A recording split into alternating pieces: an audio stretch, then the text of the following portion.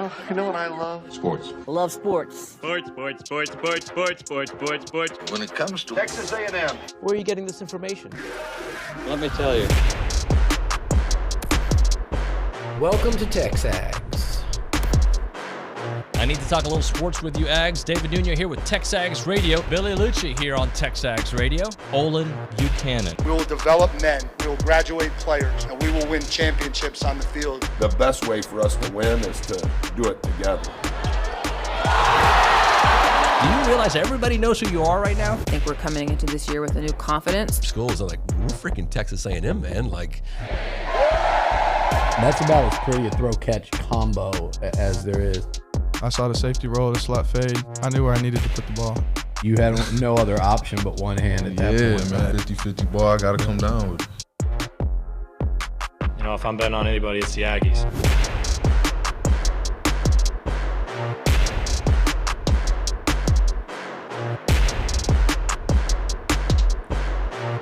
Welcome in to TexAgs Radio on a Thursday, December 14th. It's 8:01 a.m., and I am Nick Savage filling in for David Nuno. And in the studio, looking a little lonely. I'll be in there in just 1 second to join you, OB. But our Heisman Trophy voter and columnist, Olin Buchanan. Good morning, Olin. Well, good morning. David's had some, personal issues, right? Come up that'd be the best way to. So we're our thoughts are with them, and hopefully, everything gets worked out over there. But we're still here and still talking about Texas A&M and all things Texas A&M sports. And there's plenty to talk about. By the way, good things going on in my house. My son is coming home from school for the break. And got off the phone with him about 5 minutes ago, and he's pulling into Navasota, so he's almost home. Yeah, Left Baton Rouge about 3 a.m. Golly. So we're glad to have him home because we miss him. Why'd you say he left at 3 a.m.? just a college kid decision? Yeah, it is. But I'd like to say, well, if you were in Baton Rouge, wouldn't you want to leave as soon as possible? Yeah, good point. Really good point. But no, I think he was just awake. I don't know how it is when you're in college because I never went to college, but it's my understanding that you do some kind of crazy things sometimes. You're probably up at 3 o'clock thinking, "Hey, I feel wide great, awake. yeah. Why wait? Just get in the car and go." And yeah, apparently that's what he did. And thankfully that he's almost home. Well, awesome. Yeah, good to hear that. I guess kind of just start. Did you get to watch any of the high school football championship game last night with Terry Bussey? I did not, but I was just watching some highlights. I saw he had a 93-yard run, and he had like a 97-yard pass and another long pass. So yeah. I don't even know what the score was, but I got a pretty good idea the Timpson Bears won. Yeah, I don't know what the final score was either, but I watched that entire first half, and like I remember hearing Bronny kind of say Bussey could be that Anais Smith type guy, do it all. He's playing quarterback. He's playing safety. He's returning kicks. So, I mean, and he had a 94-yard run, which is the longest touchdown run in Texas high school championship game history. So, I mean, man, he's going to be a key piece to hold on to if Coach Elko can pull that off. Yeah, if they can pull it off. Yeah, 100%. Yeah. I would say the chances are nil, and I don't mean none. I mean NIL. Yeah, there you go. He sure made a heck of a statement last night. That's for sure. I saw the highlight of the long run, and he talked about a guy that doesn't look like he's running all that fast, or doesn't look like he's putting a lot of effort into it, and yet he's pulling away from everybody. Yeah, that so smooth. Like Jalen Hurts is that kind of runner, in my opinion. I remember watching him, and he just looks like he's jogging, but he's pulling away from everybody. So, gotta get a player like that. Yes, you do. So, hopefully Elko can do some voodoo that he do so well, and make sure that a lot of those guys stay on board, do whatever it takes. Yep. It's some bizarre circumstances around recruiting this year, that's for sure. No kidding, yeah. 6 days away from that early signing day, and we will have a show for y'all here on TexAgs Radio, kind of breaking down all the early signees. But OB, some other big news that came out last night is the 2024 schedule got released for the entire SEC. So now we have a look at what the 2024 schedule will be for the Aggies. So just what are your takeaways? What I come away with that is I don't think you're ever going to be bored more than a week, right? There's 2 open dates, and thankfully. And then, there's the 3 mail-in games, even though New Mexico State beat Auburn this year. I don't know how good they're going to be next year, but, you start Notre Dame right off the bat. That's amazing.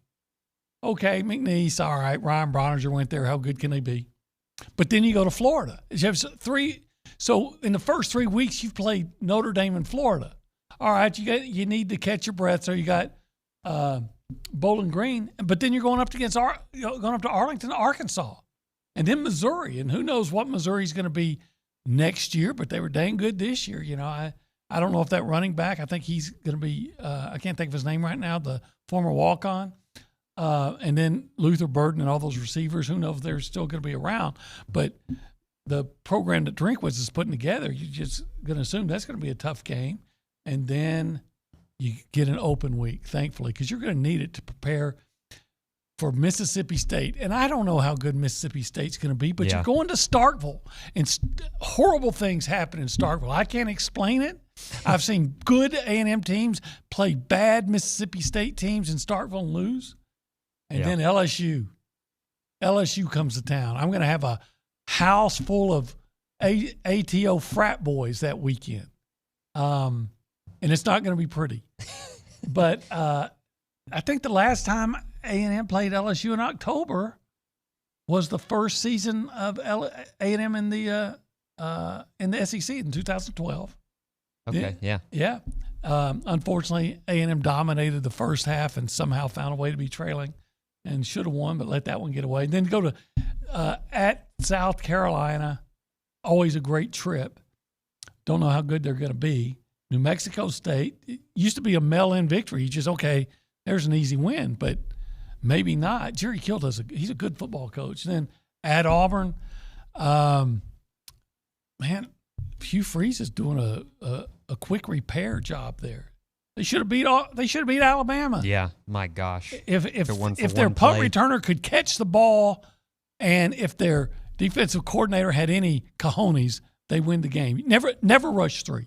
And definitely never rush 2, ever, ever, ever. And then, of course, the Longhorns coming to town. So I don't think you ever go more than a week without, with a feeling that you got a huge game coming up. Yeah. That's going to be a fun schedule, especially if Elko can put a competitive team out there. Yeah, no kidding. Over at the News and Social Center, making his debut. And he's been on the air before, so he knows what he needs to do. But Matthew Dawson's over there with us this morning. Matthew, good morning, sir. Howdy, y'all. Great to be here. OB, it's a blessing to be in your presence. Oh, yeah. Oh, gosh. As always. But he's from Chicago. Really? Chicago Aggie. Yep. What are you going to do? What are you going to do? But definitely excited to see Texas A&M's schedule. A lot of people are asking about how does this stack up to Texas's schedule. Well, Texas, they play an interesting schedule because they play Michigan, right at Michigan, early in the season. And then they also, before they even play Georgia, they play Oklahoma, right? Like back-to-back right there. You go to the Cotton Bowl, and then you got play Georgia at home. They got a weird situation where they got like a bye right before SEC played Mississippi State, and then they got a bye after Vanderbilt. And then Vanderbilt. Before they play us, right? So we got a bye, well, kind of in a sense. I'm not going to call New Mexico State a bye. You just talk. Jerry Kill's a great coach there, all right? But then you get Auburn before Texas. They play 3 SEC games before they play us, back-to-back-to-back. They play Florida, at Arkansas, and then Kentucky at home. And those are not necessarily easy games. Kentucky, they're doing awesome in the portal. They just landed Chip Trayanum in the portal. They landed, of course, Raymond Cottrell, former Aggie. And then they also landed, recently as yesterday, Macklin, the wide receiver from North Texas, who we also offered. So tough schedule for them as well. They got Vanderbilt. That's the SEC already doing them favors. So I'm looking at this. I'm saying, okay, I'm going to go ahead and give A&M wins over McNeese, Bowling Green, and New Mexico State. I feel confident in those games even in December. They should win against Mississippi State and South Carolina. I know this is a crazy thing to say, even though because we don't know who's going to be on the team. But I'm going to figure Arkansas has as many problems. Anyway, did I see that Arkansas's best running back just transfer portal to Sanders. South Carolina? Yep. Yes, you did. Isn't that a shame? And what is going on at Florida? I'm going to feel good about Florida, about winning at Florida. The last time they went to the Swamp, they won 19-17. Florida might have the hardest schedule out of anybody. I mean, Matthew, you might know the ins and outs more than me, but I think the last 5 weeks they play a team ranked in the top 13 right now. So they have a gauntlet to run through. Yeah, of course, being ranked right now, what does that mean? It's like TCU being ranked number 2 last year. Exactly. Yeah, but I mean, they're out of conference though, right? Just because being Florida, right? They play at Florida State, and then right off the bat, you play Miami, who's you're hoping on the up and up, and their offensive line should still be really good. I mean, they gave us problems last year. Yeah, but that was less about Miami and more about A&M. I question how good Miami's ever going to be. But, I would probably today pick Miami over Florida because I just don't think Florida's going to be very good. Yeah. And I'm gonna be rooting against them because they're Florida. Florida's third out of conference game too, UCF, right? So they play the Florida trio there, and UCF. Well, they couldn't get South Florida on the schedule. They couldn't. They need to get Bethune-Cookman. Just play for the state championship. Yeah, exactly. So sorry, y'all. Working the. Yeah, you got too many irons in the fire. Right? I got a lot of things going on, but we got it all figured out. So, moving on from the schedule, I guess a little bit more big news. I didn't see this till this morning because I guess it came out later. Another Texas Aggies United post. Saying Cam Dewberry is going to be back. So a key piece there on the offensive line coming back for A&M. Yeah, that is big. I've said it before that last season, I'm talking about 2022. To me, the line got better when Cam Newberry became a full-time starter at that left guard position. Yeah. And I don't know what was going on this year. And sometimes I wonder if anybody knew what was going on this year across the street. But, because he'd be in and out of the lineup and playing sometimes not. And your line's not playing that great. But, what is happening? So I see him as a starter in the offensive line. 100%. And I'm good with that. I think he's a good football player. Yeah. Matthew, you got any takeaways on that? I think great game. Anytime, building in the trenches, anytime you can get those guys, especially, on the other side of the ball, potentially losing some guys to the transfer portal, draft, the offensive line is so important. We saw how important it was in that 2020 team, just having continuity in general, Yeah, we said it yesterday. If you go back, and it's not rocket science here, everybody, you don't need amazing insight. You just need average eyesight to know that A&M's best years, let's just say since in the SEC, they've always had a really not just okay offensive line, an excellent offensive line. I'm talking about those first 2 years with Matthews and Jokel, and then that 2020 season you referred to. Then there was that year they were number 4 in the first poll until they, did the Sumlin November fade. But that was a good offensive line. So hopefully that's the first piece of putting, Humpty Dumpty back together again, is getting Cam Dewberry. And I think they'll be better. I really do. I think they're going to be better because of returning players. And I think they're going to be better because of a different blocking schemes and things like that. Even though, someone once said scheme doesn't matter, I still think it does. Yeah, 100%. Is there, I guess, any player, I don't know if David's asked you this, I can't remember, but is there any current A&M player that is in the portal right now that you would want back more than others, if that makes sense? Oh, absolutely. I think Chase Basanta's had a tough year. But that's expected. He's a true freshman playing in the SEC. And quite frankly, some say that he was out of position playing at tackle. Some say he's better interior lineman. But, I would hope that they would be able to keep him, I would hope that they would be able to keep Walter Nolan. Yeah. You know, I'm not too concerned about losing the DB because of the guy you got coming in and the blanket. You got the blanket coming in. So the blanket makes me more feel like I have more comforter blanket. More comfort with the defense? Yeah, I wanted to say comforter. Yeah. More comfort with the pass defense. I feel comforter with the defense because of the blanket. But yeah, you know, those two guys immediately come to mind as guys that I would hope that they're able to re-recruit.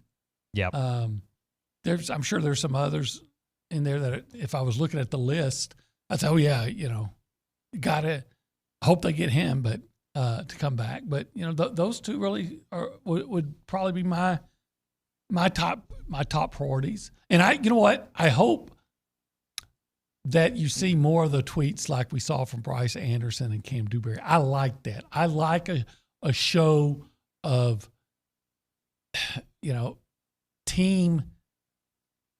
If loyalty is the right word, I don't know, but you know, hey, team spirit, whatever you want to call it, that's saying, hey, I'm committed to this team. Yeah. Because there's not a lot of that in college sports anymore, which is already sad.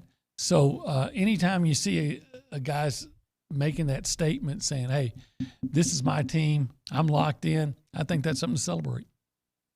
I got you. OB, we're going to hit a break right here. On the other side, we're going to talk about the best QBs that A&M is going to face in their 2024 schedule. So that'll be an interesting conversation. All that and more right here on TexAgs Radio, presented by David Gardner's Jewelers.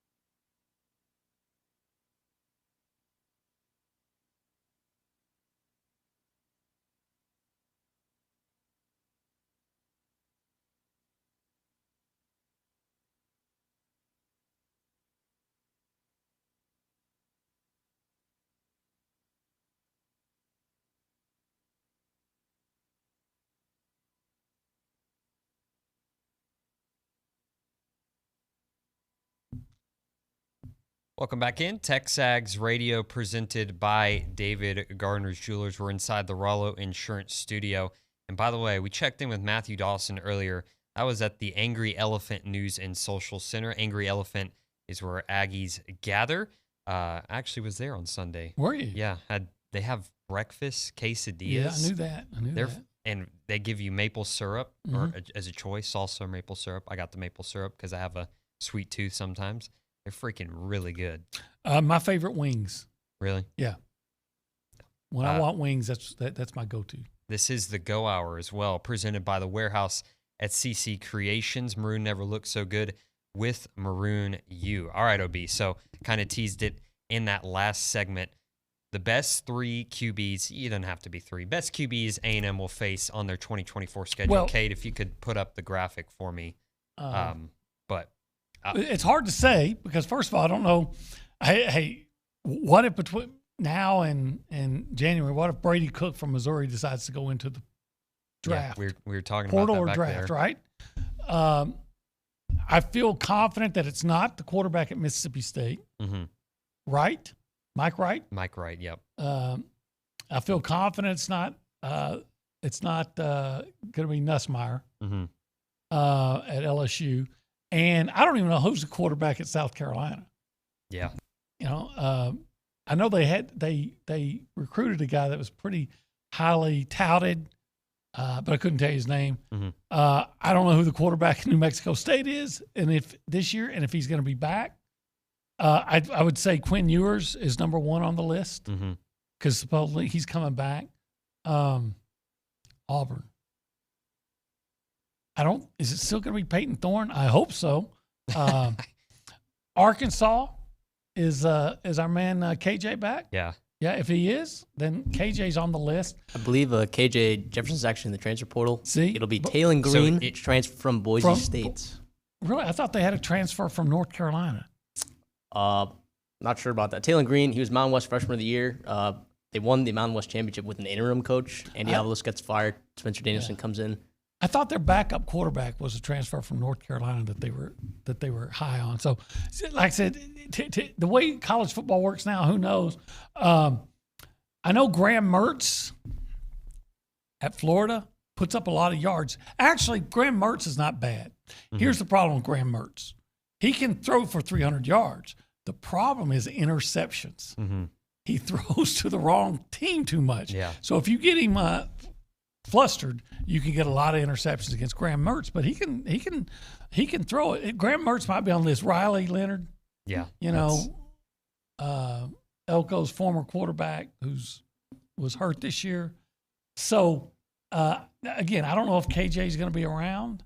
He's in the transfer portal. Doesn't mean that he won't be back. Matthew, didn't he deny he was still quote unquote thinking about entering the portal? Yeah. Or did he actually go in? Is that confirmed? I don't believe he's actually went in, but the assumption is I'm going to go this way based on who's there. Yeah. Okay. All right.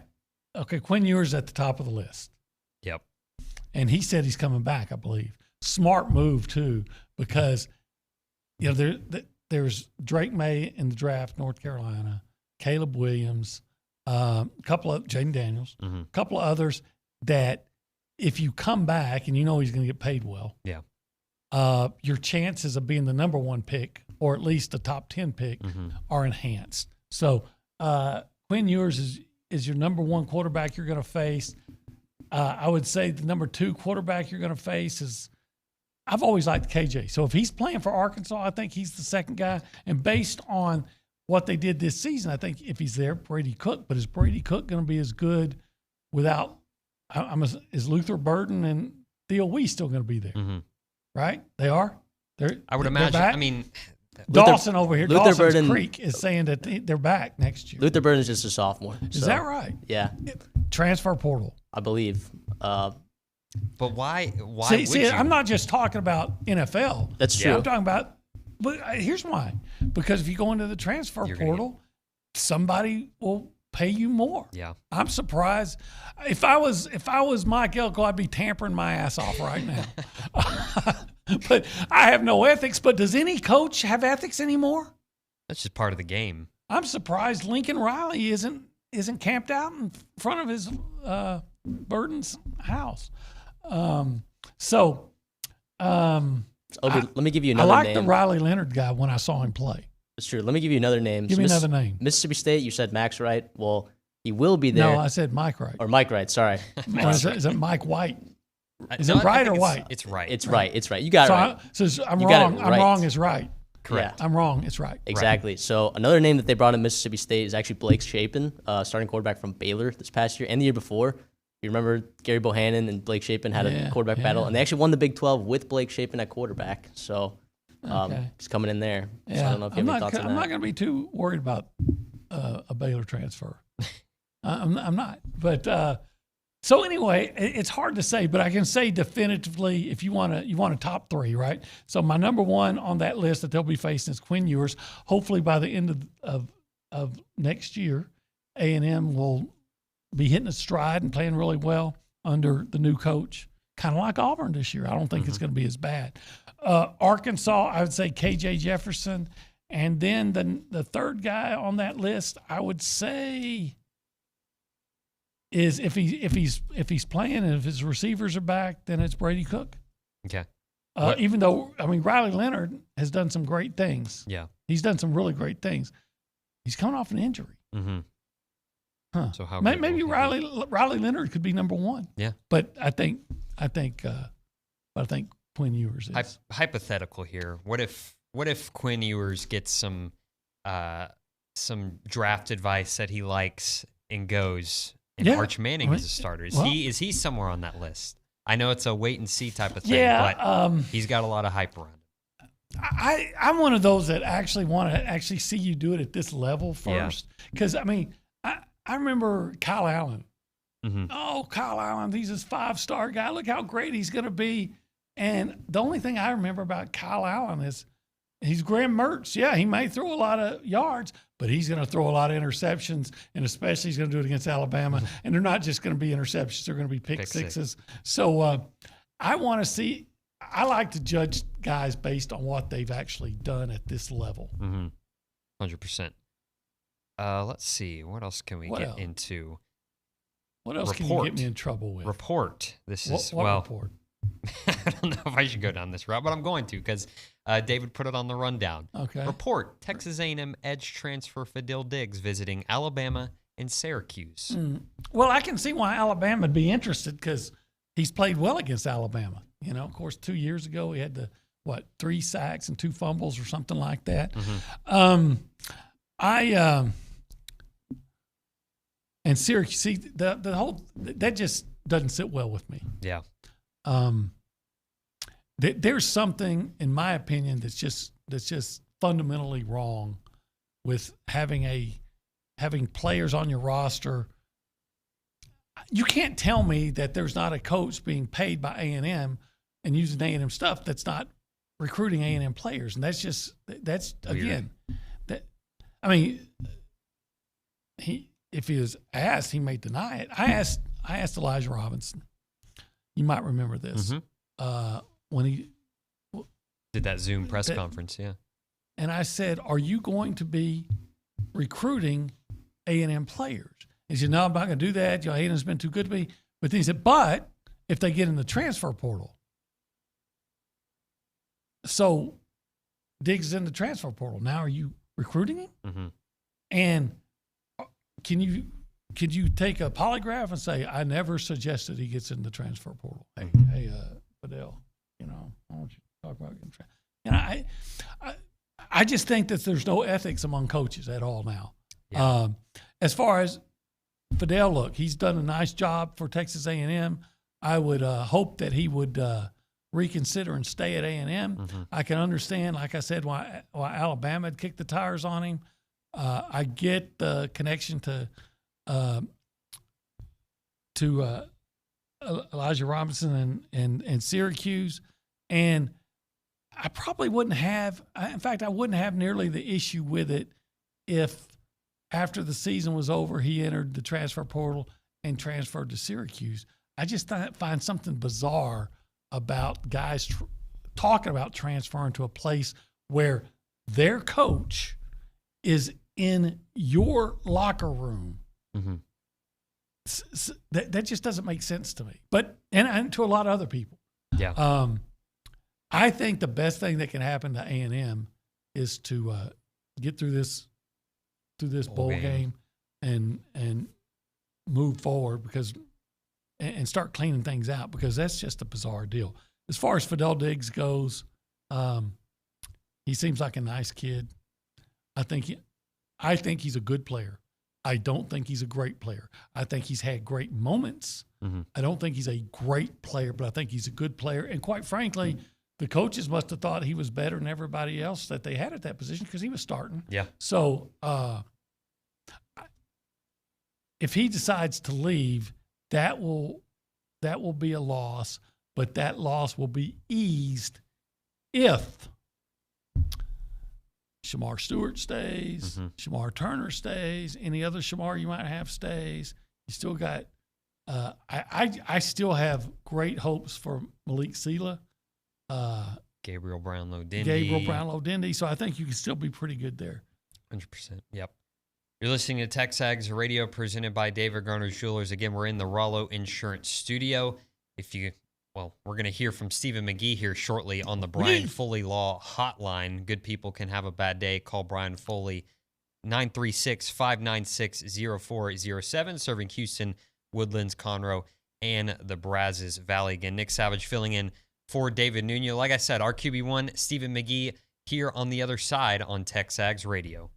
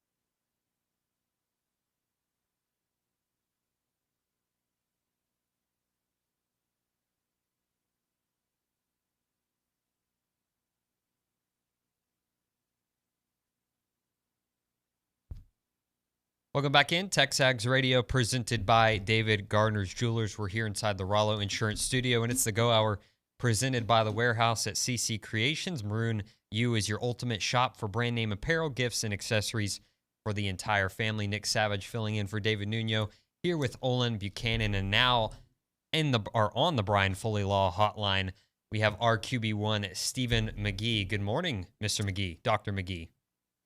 Morning, gentlemen. How are we doing? Man, look at that earpiece. That's rock star stuff. I tried to get it out. You know, this is my little office headpiece. It's like the secretary would wear at the front desk, but I didn't have time to get my AirPods connected, so I'm rolling with it. Well, honestly, this one sounds better, so maybe you should rock that more often.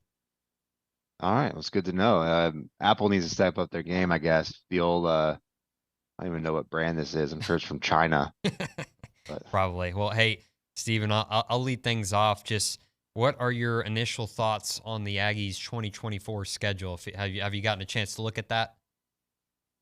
I did. It's favorable, right? It's like the beginning and the end are going to be big games. August 31st against Notre Dame at home. Obviously a huge game. It's going to be hotter than a $2 pistol out there, which I think is advantage us in that regard. But you got to figure out who you are very early, and that can be difficult, right? You like under a new coach, new offense, kind of give your guys more or less, a couple games under their belt to figure everything out and, get their identity set, some new faces that they're going to have to replace and be involved and have a key role in this offense and defense. And so, it's not ideal playing them fresh out the gate, but it is what it is. And good teams got to find ways to win games. And then, of course, ending with Texas, that's going to be just an incredible atmosphere. And I'm fired up. I think that most Aggies are and have been ready for that one to get back on the schedule. I'm going to take it away from the schedule for a minute, Stephen. If Nick wants to take it back there, fine. But here's why I got to ask your thoughts on the whole dynamic involving, the football program now with a coach coaching the team in the bowl game who's already taking a job elsewhere, and now with the whole transfer portal and the opportunity, got the transfers and all these things. Maybe, you know how things work in a locker room. Maybe it's no big deal. So tell me if I'm wrong or if I'm overreacting to just the whole bizarreness of the situation. No, you're right. And, not just with the coaching changes, but I think in general, big picture bowl games that are, not the big games that matter. It's these sub bowl games that I think eventually the sponsors, you would think, are going to start to pull back and say, hey, is this really worth our sponsor dollars? Because the good players don't play in these games, right? The first round pick, the guy that has a chance to be a second round pick, or if I'm transferring, I'm out. And so the rosters often are depleted at this point of the year. And then you stack on top, you have coaching changes, you have coaches that are there, 1 foot in, but they're really either trying to lock up their next job, wherever that may be, or they're trying to recruit for that next job. So they're wearing an A&M hat, but they're recruiting for, Southeastern State University, right? It's just, to your point, there's a lot of conflicts of interest there. And, so for I think Aggie fans looking at this bowl game, it's not that it doesn't matter. It's certainly anytime your team goes out there, you're fired up for them and you support them and all those wonderful things. But it certainly doesn't feel like it has a lot of meaning. And whether we win or lose against Oklahoma State, I don't think it moves the needle for what's to come. Yeah, and it's not just Elijah Robinson who's at Syracuse, but there's other guys on the staff that are still around that won't be on the staff next year. Mm-hmm. And they may already, we don't know, they may already have another job lined up, or at least they think they do. Yeah. And what's to keep them from talking to a guy and saying, hey, look, I'm going to be going here. And so I want you to think about coming out, and we want you that. It's just, something's just, I don't know. That just seems to be such a messed up situation that it shouldn't happen. I agree. And I know that their incentive to stay as coaches obviously is, I think they really do care. Most of them do. I think most of the guys do care about the kids they're coaching, and they want to, put their best foot forward to help those guys. But, they're also incentivized to stay, because their contract, says that, right? And so they want to continue to get paid whatever it is that they're owed. They know they got to be there. But to your point, OB, I remember my junior year, obviously going through this same process. And we'd always laugh because our coach used to have a joke. He's like, anytime my cell phone rings during the meeting, I got to answer it, boys. It could be my next job. And so we understood that. But I would say, though, looking back in that time, that they did. Coach Darnell was our head coach for that game, and always respected the way they handled it. They really were committed, and they put the time in and the game plan, and they gave us, everything they had. But they didn't have a transfer portal. Solidify their next job. And I think as players, we respected that. But they didn't have a transfer portal. True. That's true. To me, that changes everything, right? Mm-hmm. It does. I mean, I could have been saying, hey, I'm Coach Darnell. I'm going to be gone, but I'm going to be going to so-and-so place, and they need a quarterback. So, Stephen, let's talk for a minute, Let's talk. Do you still want to stay here and run the option, or do you want to come with me and go here and throw the ball? And I bet you we improve your draft status. There's no doubt. You've got to know that that's going on. I mean, heck, all you got to do is look at. But why invite it? Yeah, exactly. Yeah, it's hard. I guess you got to fill the roster for coaches. You still got to show up for the games as an institution, and so. It's a near impossibility to fill the new coaching staff to take over for the bowl game. I think it invites the question that we started off with is, do these games even have a place in the future? Would you play? I did. Think about, no, would you? Because you really, you were going to be in an NFL, you had an NFL aspirations. Thank you. I only make a living with words. So you had aspirations, and if you were going to be in just absolutely, I know y'all went up to the Holiday Bowl, but if you were in an absolutely meaningless bowl, would you? Do you think in retrospect you would have played?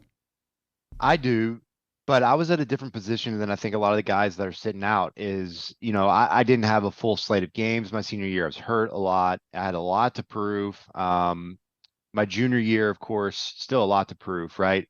And I always kind of play with a chip on my shoulder, and I love being out there. So I really do believe. Now, I think the question really changes a lot for guys that are first-round picks. And, your Caleb Williams, your team is whatever they are, 7-5, 8-4.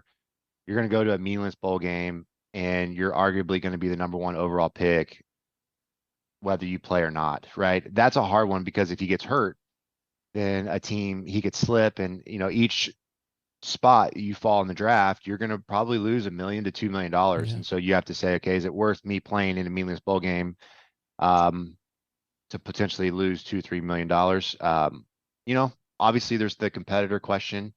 And for a lot of guys, they just want to be out there playing football. It's not about the money. Yeah, absolutely. I guess I'll switch it up here. Last question before we hit a break, kind of keeping it with the transfer portal.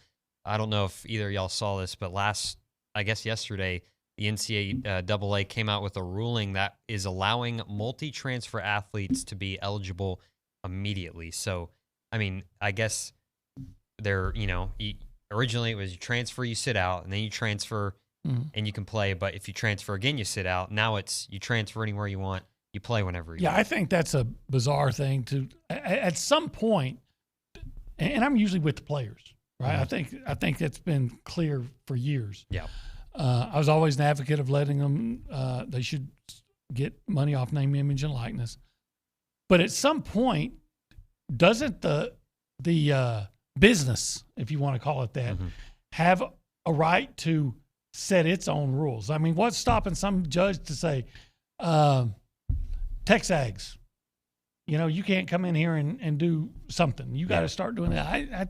I think that's overstepping some boundaries, and that ruling, I think it damages the product.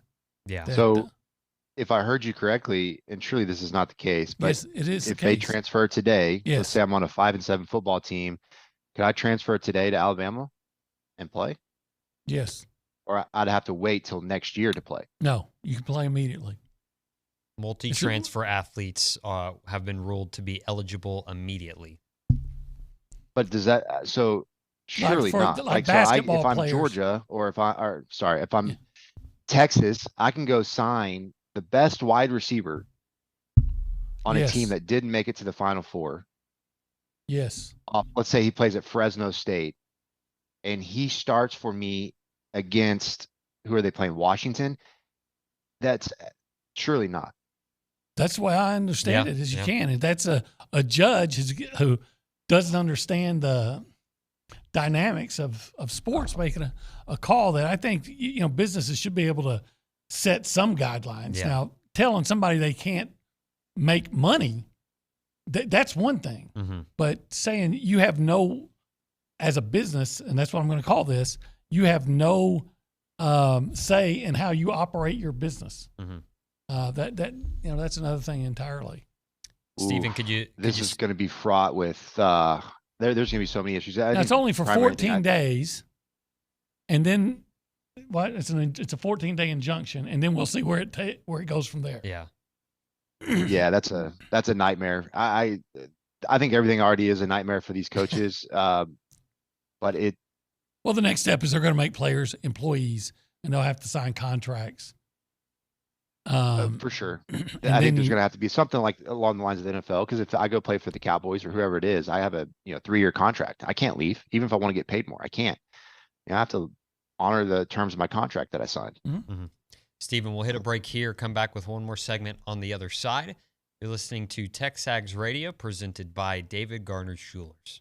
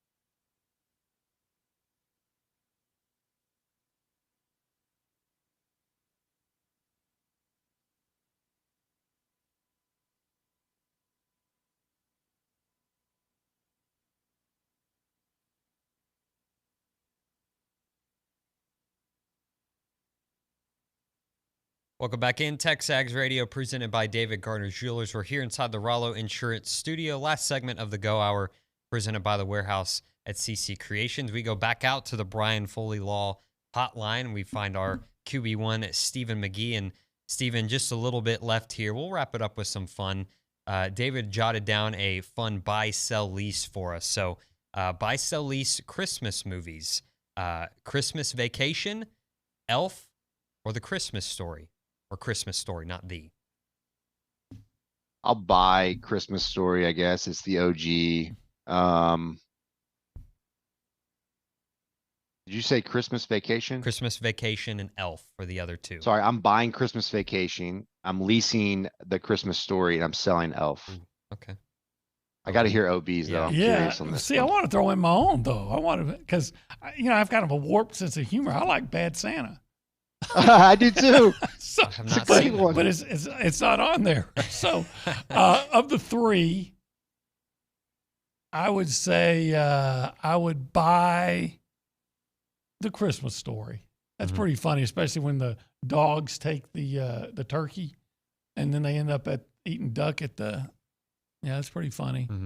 I would lease Christmas Vacation. How do you sell Eddie? You got to keep cousin Eddie. Yeah, for sure. And then I would sell Elf, which, by the way, I like that movie Elf. I would have to buy Christmas Vacation because I think I haven't gone through one like family, the Savage family. Yeah. I don't think they go like. There's not a 30-minute span where that movie isn't quoted at least like twice. So I feel like I have to buy that one. I'm gonna lease Elf, and I'm gonna get roast, but I'm gonna sell Christmas Story because it's a good only movie. thing roasted this time of year are chestnuts on an open fire. There you go. With Jack Frost nipping at your nose.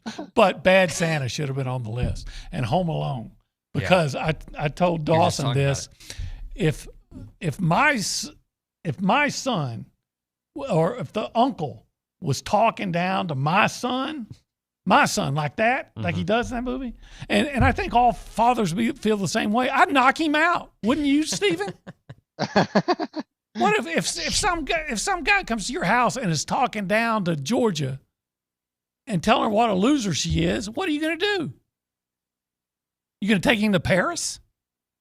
I'm going to take him to Fifth City. Yeah, you can take him to Downtown USA. Hey, I've got to say, this thing has just plagued me. I cannot for the life get over the idea that a player could get emotional, 18, 22-year-old kid, let's just say he has a bad week in school, coach is hard on him, and just decides to make an emotional decision, and he could transfer in season. He could 1 week be playing for the Aggies, and the next week he could be playing for Texas in the starting lineup. No, Steve, I think you is that right? I think you misunderstood. Yeah, no, we're saying that guys that have transferred already and want to transfer again, normally. But they would have to sit out that season. But they the wouldn't next be season they're eligible. They It's would not be in eligible. season. I got Okay. you. All right, that's Okay, what I thought it was. That's what I was thinking. What I heard was that you can, like a basketball player, that you can transfer and play right away. No, maybe I got it wrong. I probably said it wrong because I'm an idiot. But Maybe I got it wrong. Confused. That's my fault. But Stephen, thank you for joining us. Really appreciate it. OB, thank you for hanging out with me and getting us through this. On the other side, we're going to have the voice of the Aggies, Andrew Monaco, in studio. Absolutely. All that and more here on TexAgs Radio, presented by David Gardner's Jewelers.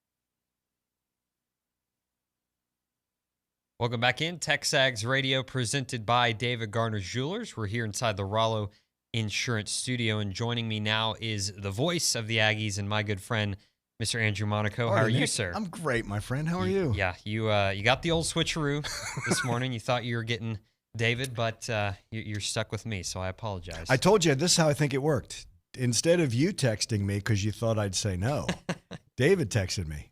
Here's the twist. I said no to David. I said I'll only do this if Nick is hosting. I'm love to hear that. Well, things slowed down a little bit for you now Just that a tad. it's not mingling anymore. Yeah, that Football, overlap basketball. season was as busy as, and that's what we call when the two seasons Mm-hmm. overlap. It has a little bit. Then you throw in a coaching change and a new coach, and yeah, November was a little busy. Mm-hmm. December's been just as exciting. It's just been a little bit Yeah, slower. That's for 100%. sure. So, I guess we'll start off with football. Then I guess we'll talk a little basketball a little bit later. How has the as David phrases it, how has the Elko experience been? That's how he had it down. You know what's interesting is when you see all the names and the rumors, and to me, it wasn't until Ross Bjork announced it, until Justin Moore, said this is the guy. To me, it was like I'm reading everything like everybody else, but you're a little more plugged in, and you're like, he's not coming. No, it's not going to be him. So when it is someone like Mike Elko that you have a little bit of a relationship with, I think that helps immensely. And to me, that first box that Ross Bjork talked about gets Texas A&M. Mike Elko gets Texas A&M. The other thing that gets me is talking with Mike's wife, Michelle. When she said, we're home, that's when you know you've got the right hire. Yeah. That is big when the family, because it's more than, and again, I get it, coaches' wives, oh, man, they don't get nearly enough credit, right? Because you're living that life. But that was a big thing. But knowing Mike, having dealt with Mike before, I think makes it a little more comfortable making that move. And I think it's the right move. I really do. I'm excited about what's to come. Does he seem, does defensive coordinator Mike Elko seem a little different than head coach Mike Elko, And we all have to forget, Nick, that he's no longer the DC. Yeah. He is the head coach, and with that comes different respect, different 100%. responsibility. Look, is he going to have an imprint? He's going to have a DC who wants to do what he's comfortable with. This isn't the type of thing. You don't hire someone not to do what you want to do. But we all have to realize, okay, we all built the relationship on DC Mike Elko, but this is head coach Mike Elko. It's the same respect that every other head coach gets. I just think with that familiarity, though, and with relationships already built, that's the nice thing. Like I think he said, first time he's ever gone into a new team and hugged 50 of the teammates. So I think that helps. But no, I'm excited because we were all excited. We weren't excited to lose him. We were excited that he was getting a head coaching job at Duke, and we were all kind of Duke fans around here, right? 100%. Because that's how much we liked Coach Elko. But now to have him back and back in the family, I'm really looking forward to it. What stood out so far to you? I guess it's been, 3 weeks-ish since he's been hired. What has stood out? Is it his interaction with the Texas high school football coaches, that trying to, reconnect there? Yeah. Relationships with the players, just anything like that stand out to you? To me, there's the big picture of you're the head coach, and yes, you kick off against Notre Dame next year. But the micro and macro, right? Micro is you have to meet the team, you have to keep your players here and out of the portal, and work the portal. Then you have an early signing period. You get to watch the bowl game and then implement. You've got to hire a coaching staff. There's so many things that you have to knock down immediately. And then there's the bigger picture of what you want to implement. But I love, because he made it a point of saying that in the introduction about the Texas high school coaches, and he has been practically everywhere. I think that's very important with that relationship. I believe he was in Mississippi yesterday, Yes. if I saw that correctly. Yes, he But, was. I mean, you're not wrong. He's, like you said, recruiting high school prospects, recruiting the portal, I guess re-recruiting your own players in a way, trying to get coaches to come here. Correct. So just it's wild. And I mean, speaking of that, or I guess speaking of coaches he's trying to hire, what do you make of his staff so far? Colin Klein, the offensive coordinator, Tommy Moffitt, the strength and conditioning coach. Just what do you think? Learned a long time ago that when you look at a new coaching hire, always look at the strength and conditioning coach. That was a long time in my career, and I never got it when I was younger. I'm like, oh, what that?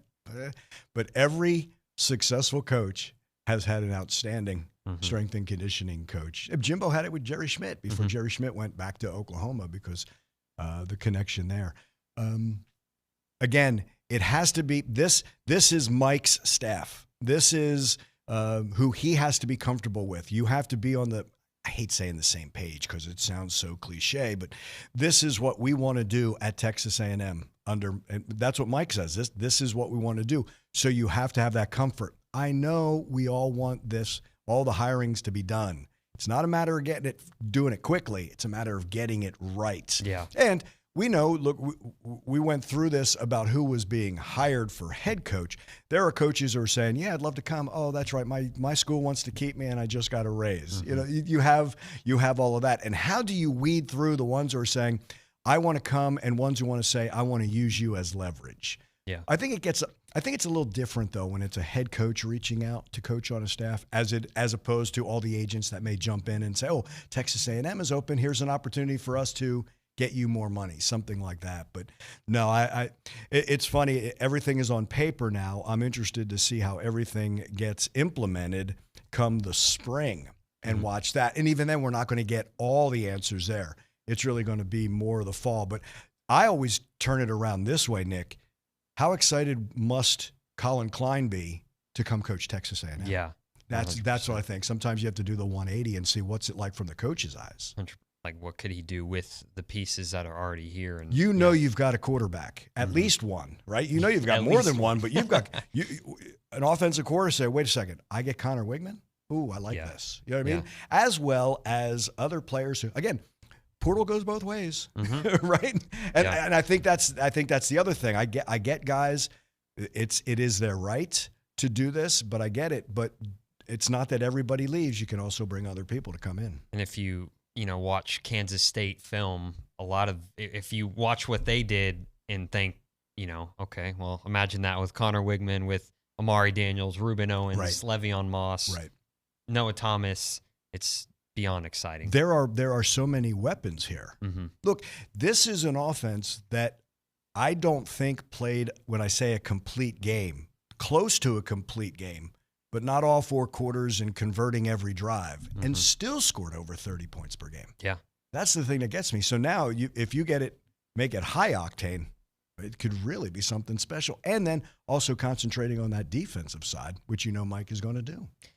How, David wrote, are you worried about the recruiting class? But I'm going to take a spin on this. Like, how unfair is it for, how the college football calendar goes out for, A&M. A&M is just such a bad spot with hiring a new coach. Right. He's got to do everything he can to hold on to the kids that are committed and, watch their film and say, okay, well, maybe it's more of a, hey, I don't think we're going to fit our system. So kids go their separate ways. But just how unfair is the college football calendar to Mike Elko, to any other school that might want to make a coaching change after their last game of the season? Think about the last coaching change, and all that has changed since then. When Jimbo came in, there was an early signing period in December, right? And that was fairly new at the time. Now, obviously, we have that.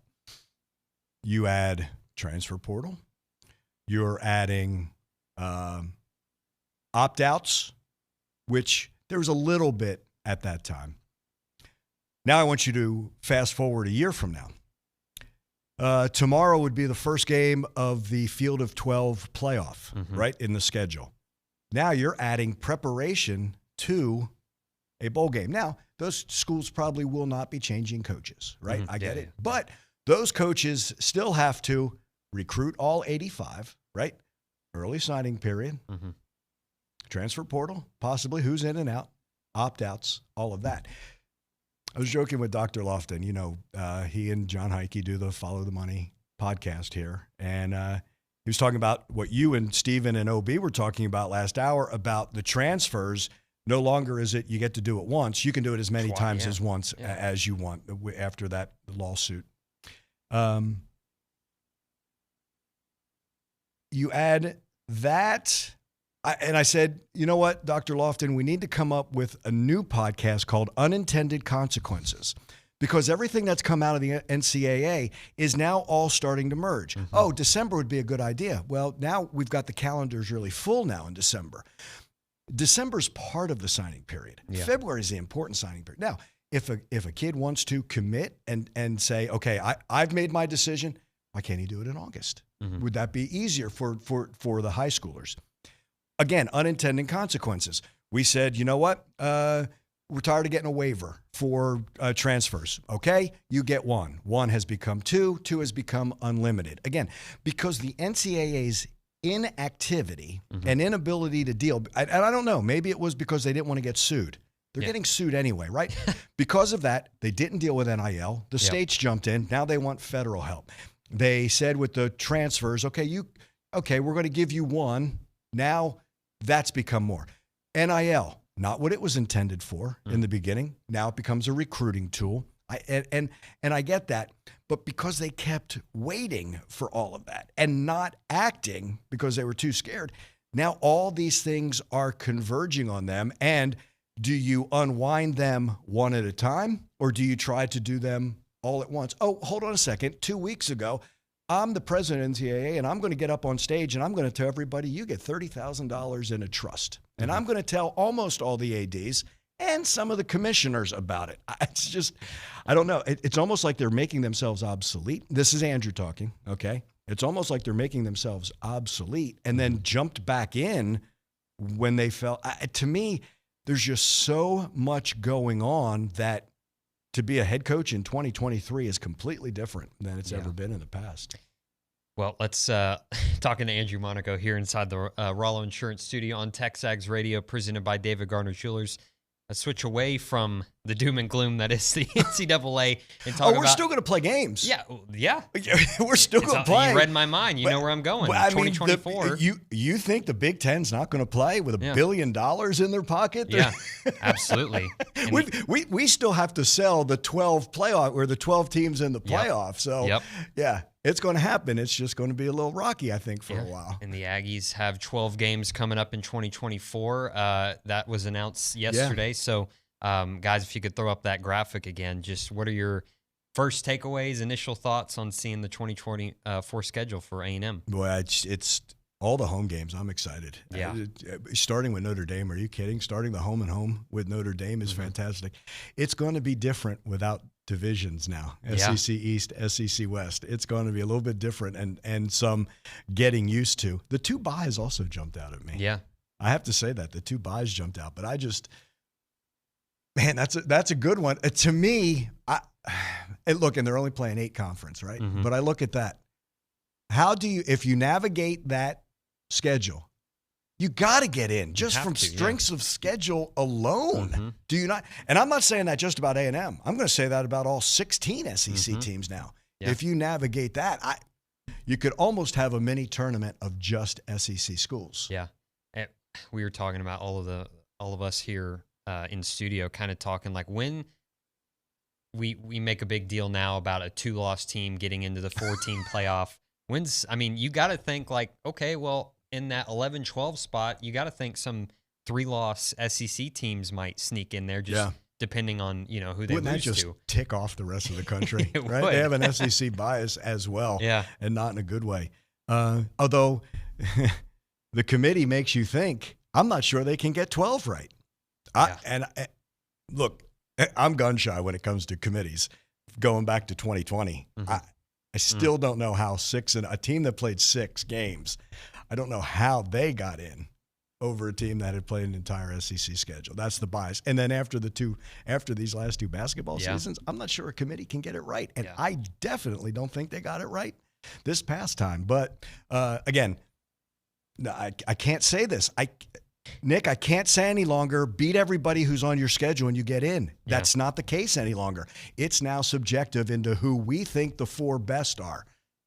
Man, but what makes it a little more fun is imagine some of the A&M teams in the past, right? Oh, wow, if we didn't lose to Florida earlier in the year, we're playing our best football. I don't know if that would apply today, but those are the teams I think might be the most dangerous going into a 12-team playoff. That team that is playing the hottest, who now is on the outside looking in with just 4, boy, if they get in, And they get their first game at home, possibly, if that's how they're going to do it. To me, it could make it a lot more fun.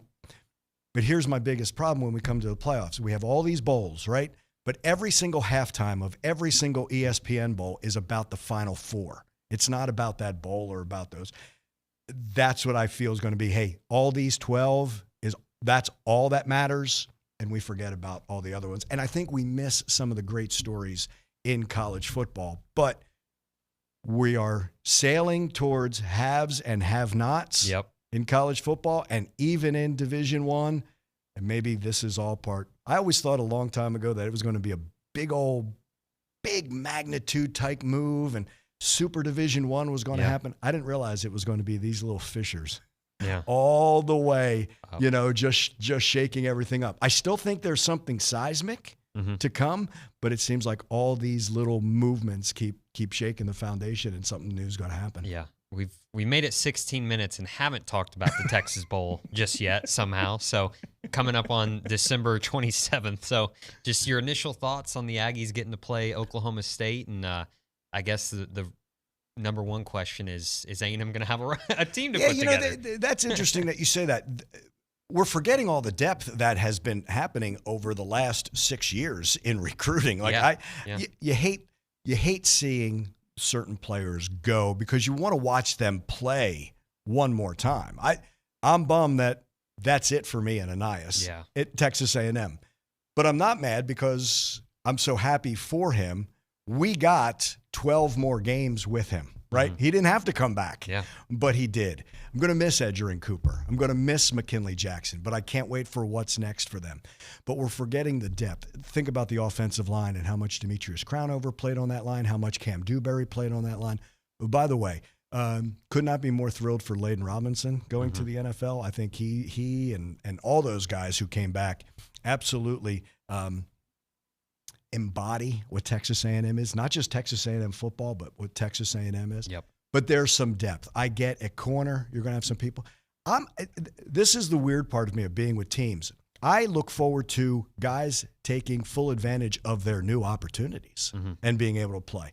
To me, I just like having one more game. And with Elijah, he's talked about the brotherhood, right? He talked about how this is one more time. This is the last time that this team, this current 2023 team, there's not going to be another team like it. There's going to be guys who are going to stay. But this is the last time that they all get to play together. To me, I've enjoyed the joy for one another in these last couple of games. I want to see that one more time there at NRG. See the 12th man kickoff team come back out. Why not? Why not? They were outstanding. Yeah, that was probably my favorite moment. Being with y'all in the booth. Yeah. That was probably my favorite thing So we to knew see. it might happen. Yeah. Right? And then when it did, boy, to me, that just shows you how special Kyle Field is. Yeah. And the 12th man is because that reception was outstanding. And then to perform like that? Are you kidding me? Golly, if only that would have actually been a fumble. That would have been the cherry on top of that. My goodness. But hey, we'll hit a break right here. On the other side, we'll talk a little basketball. You got all right? it. All right, you're listening to TexAgs Radio, presented by David Gardner's Jewelers.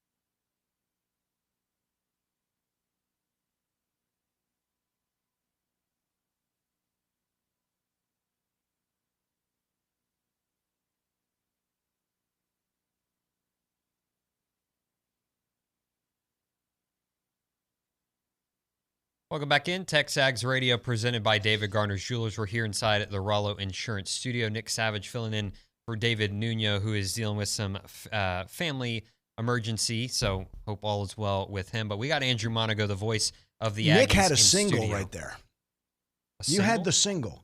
Oh, TV parlance for you now. You ready? Let's When you come out and the shot is just on you. Oh, yeah. That's a single. Yeah. So every single game I ever did with the Spurs, my first question was always, are we coming out on a single? The answer was always no.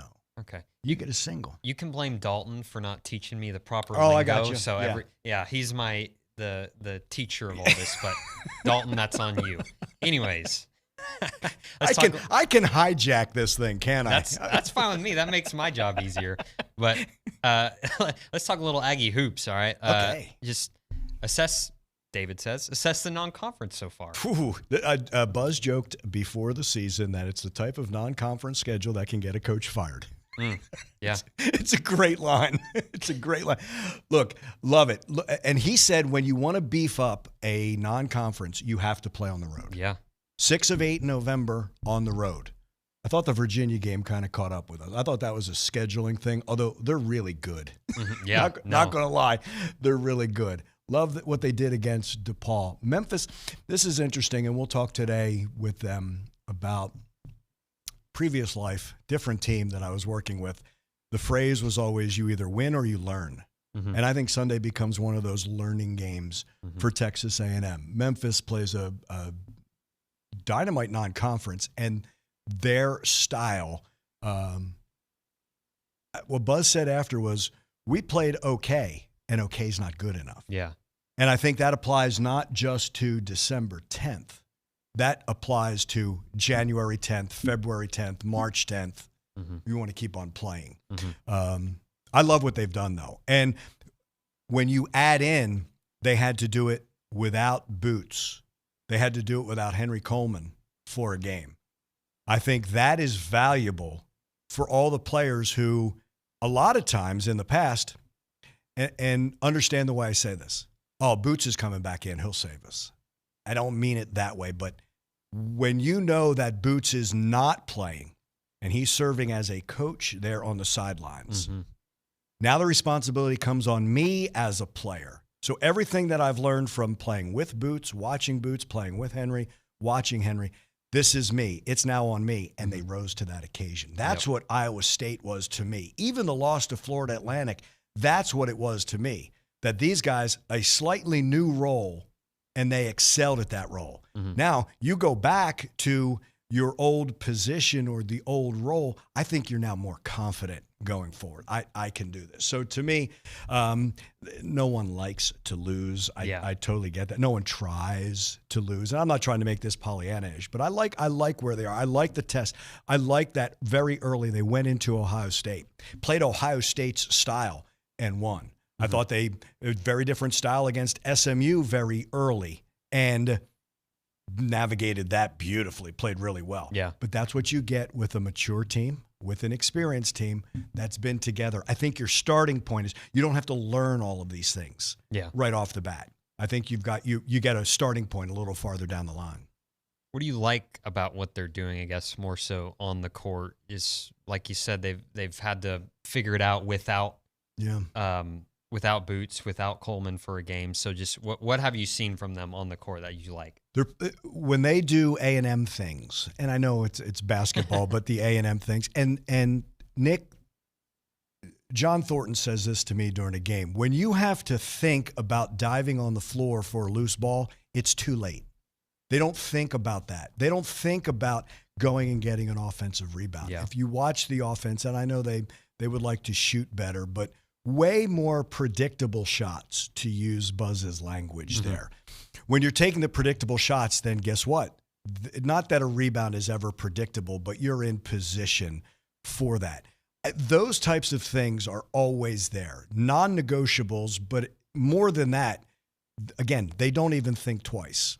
I've also enjoyed watching the difference when someone is here for a second year, whether it's Solomon Washington from freshman to sophomore, or Anderson Garcia from his first year at A&M to the second. And then I also like watching how Jace Carter fits.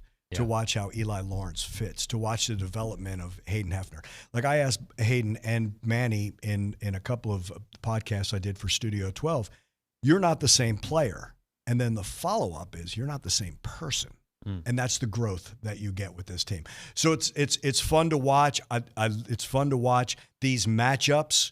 You have that excitement in November and December that leads to every game being so meaningful in January. And instead of waiting for January to get that started, it started in November. Yeah. With Wade Taylor, he's kind of been a little cold when it comes to shooting. He was in here actually doing a Texas Aggies United interview, and David was asking him, and he's kind of, as David puts it, he's an extension of Buzz. You can tell he knows he said, hey, I gotta do better. That's on me, but you can tell there's no worry with him. And I think he said shoot or shoot. So he's gonna find it eventually. See, I think there's a difference between shooters and scorers, and I think he's a scorer. Yeah. The other thing, look at Wade's all-around game. There are nights where, he's not scoring or he's not shooting well. And then I'm going to say he doesn't have a conscience, right? There are some players, they're just going to keep on shooting because I've got to get mine. No, when you watch Wade penetrate and then all of a sudden he's dishing to Henry for a bucket or that penetrating pitch, that's where his game has evolved. And you forget about him sometimes on that defensive end. And the steals and just how crafty. Again, in 3 years to watch his game change. There were times, and this is what Dr. Thornton says, there were times earlier where Wade, he would penetrate, but he would get too deep. And then he didn't have an option. It was taken away. He took the option away. Not very different now. When he penetrates, he's got a lot of options. I think his game has expanded. I think his scoring ability, but I think his potential to get everybody else involved, what he does there, not potential, his ability to get everybody else involved is what makes him more dangerous. There's a reason why he's a preseason first teamer, right, in the SEC. Other coaches know how dangerous he is. More importantly, Buzz knows how dangerous he is and how to weaponize Wade Taylor on other teams and use all the tools that he has. What can happen if Boots and Wade get going at the same time? Best backcourt in the SEC. Again, you're talking about a couple of guys with so much experience. The thing about Boots is he has next level poise. It's poise that you see in the NBA. End of shot clock, he's got the ball. He will even tell you, look, I am going to get to that left block because I'm left-handed and I'm going to score. You know that's what's going to happen as a defender, and they still can't stop him. Now, he's adding in a pull-up jumper in there. How do you defend him? And you don't always need that at the last moment, but when you have that, it's similar to when DeAndre Jordan was in the NBA and DeAndre was playing with Chris Paul. Shot clock running down. You know what? The best play is lob it to the rim to DeAndre, right? That was always outstanding. He's still doing that, by the way, in the NBA. Always prepared. I just think that experience that you can't rattle them. You are going to have to do what Virginia did. Virginia was trapping. Memphis did a little bit too. This is how Wade should be defended by other teams. Now, here's the problem for everybody else. Wade's now going to learn from what Virginia and what Memphis did. And now when you try to do this, he's now going to beat it. And now you're going to have to go back to the drawing board, goes, I don't know how we do this. The same thing with Boots, where he has evolved in his game and all that he does. I used to say, wow, he's such a good rebounder for being 6'2". No, he's just a great rebounder is what he is. But all the things that he does. When all heck breaks loose, Boots wants the ball. Not every player's like that. Yeah. That's the dirty little secret. So I think that composure, that maturity, I think is going to do wonders throughout the conference. Last question for you here, Andrew. Houston, biggest challenge to date. Just what is this game? What do you think this game will tell you about the Aggie basketball team with, after this, just a couple of non-conference games left before SEC play? Yeah, and I think this last stretch has kind of done that, giving you an idea, having to play a very different style in Virginia, having to play a very different style against DePaul and Memphis, and then taking on a team that's number 4 in the country. And now the Aggies are playing without that number next to their name. And to me, there's two things that have to go on. You've got to embrace that number, and this team has. You're taking everybody's best shot, but they get back into the underdog role on Saturday, which is really fascinating. A neutral game site that's anything but neutral, right? Even though there are a ton of Aggies in Houston. It's a Houston game. But look, I think this tells you where you are. And again, here we are in December 16th getting an idea of what it's going to be in January, February, and March, taking on a really, really good Houston team, a contender who does take everybody's best shot. Like, I give a lot of credit to good teams because they're the marquee game on everybody's schedule. The Aggies got a little taste of that. Lord knows you're going into Ohio State. Ohio State wants that win, right? 100%. Same thing with SMU. You want that, and the Aggies handled that well. Now you put them back into a very favored underdog role. I like a team that has expectations, but I also like a team that plays with a chip on their shoulder, and I think that's Texas A&M. Andrew, thank you for coming in the studio. Really appreciate the time. On the other side, we'll talk to Aaron Torres of Fox Sports Radio, get his thoughts about college football, college basketball, you name it. You're listening to TexAgs Radio, presented by David Garner's Jewelers.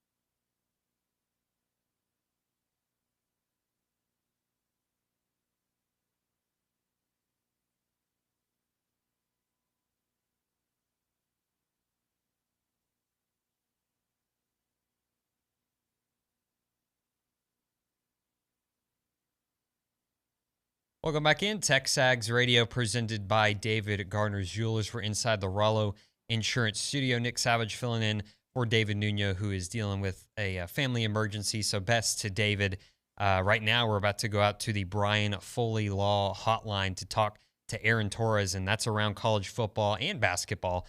And that's brought to you by Milliken Reserve, a College Station community featuring homes, trails, farms, and wide open spaces with a mission to build a healthy community around nature. Take part in the Milliken Reserve community with a Conservancy membership. Learn more at millikenreserve.com. And now we're going to go out to that Brian Foley Law Hotline, joined by Aaron Torres of Fox Sports Radio. AT, good morning. Thanks for joining us. Hey, guys at KZNE, could you put him on it? Whatever David. There. Hey, T, sorry, I couldn't hear you. Whatever David's going through.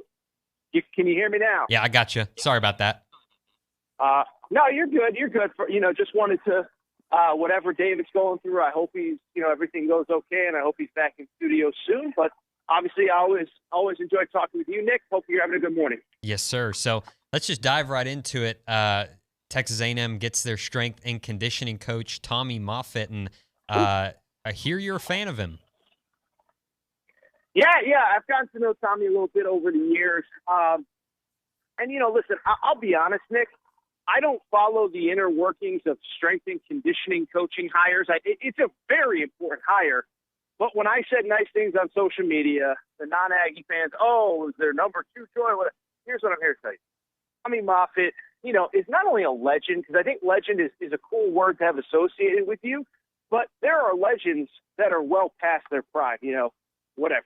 Jim Boeheim a year ago when he was coaching college basketball. Tommy Moffitt, I still believe, was doing his job at an insane level at LSU.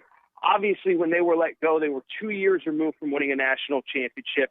And listen, when Brian Kelly came in, he brought his own people. That's totally his prerogative.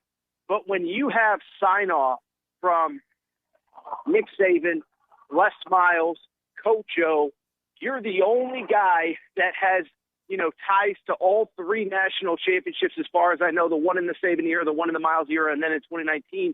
That speaks to who you are. And so, and by the way, I know Tommy a little bit, and players love him. They swear by him. A guy that even though he's a little bit older still relates to those young guys. And he's going to push them now, but also he's going to have their ultimate respect and love. So I just love everything about this hire. And, I think Mike Elko so far has done a heck of a job putting that staff together. The strength and conditioning coach is many believe to be the most important hire they made and, that you can make. And I believe that he's as good of a hire as you could have possibly made if you were Mike Elko. 100% talking to Aaron Torres here on the Brian Foley Law Hotline. Aaron, do you have any thoughts on the temporary restraining order that was issued that will allow multi-transfer athletes eligible? I know that ruling came out either yesterday or early today. Just what are your thoughts on that? Yeah, well, what's wild about it is, per the NCAA yesterday, the players are only eligible while the restraining order is going on. So you could be eligible today and in 2 weeks potentially not be eligible. But, what I would say, Nick, is about 2-3 weeks ago, whatever it was, Charlie Baker, the new president of the NCAA, he basically said something that was kind of shocking and kind of jarring to those of us who love college sports, but also it was surprising, but it wasn't surprising. Listen, we can fight the fight and pretend that this isn't where it's headed, but where it's headed is, I think you need major college football, maybe major men's basketball, maybe major women's basketball, I don't know. But you need at least college football to break off from the NCAA and run itself, because the longer the NCAA tries to basically implement any sort of rule that is restrictive, whether it's with NIL, whether it's with transfer portal, you're just going to get lawsuit upon lawsuit. And I'm not a legal scholar by any means, but what it says to me is that, people are going to keep basically suing the NCAA. And again, without being a legal expert, under, freedom of movement law and whatever you want to call it, basically, they're going to lose in court all the time. So, obviously, look, there's a lot of layers to, to all this stuff. But listen, I don't think we're that far away. I really don't, from college football players at the highest level. Maybe it's 30 schools, maybe it's 50 schools, maybe it's whatever. But essentially being employees of the school, being salaried employees, having a union. It's not what we all grew up on. It kind of sucks. But I think we also agree that this kind of where we are right now with guys being able to transfer 2, 3, 4 times, with NIL being still under the table, people say, well, guys, it's still under the table. We don't know what guys are making. I don't think those two things are sustainable. And so, listen, we've talked about college football essentially being a professional enterprise for decades now. And I think we're headed towards a place not in the not too distant future where I think it actually just will be a professional enterprise. Yeah, talking to Aaron Torres here on the Brian Foley Law Hotline. Aaron, is Nebraska really about to flip the number 1 overall recruit, Dylan Raiola from Georgia? Do you see that happening? I mean, I do. I mean, the one thing I still haven't totally been able to figure out through contacts that I have or other media reporters who work really hard on this stuff is, did Georgia, do something wrong, or is this an NIL thing? That I don't know. But, what I do know is he was supposed to move into Georgia this weekend, work out with the team, bowl practices, blah, blah, blah, blah, blah, this and that. And he's he's going to be in Lincoln, Nebraska. Now, that doesn't mean that it's definitive that he's going to flip.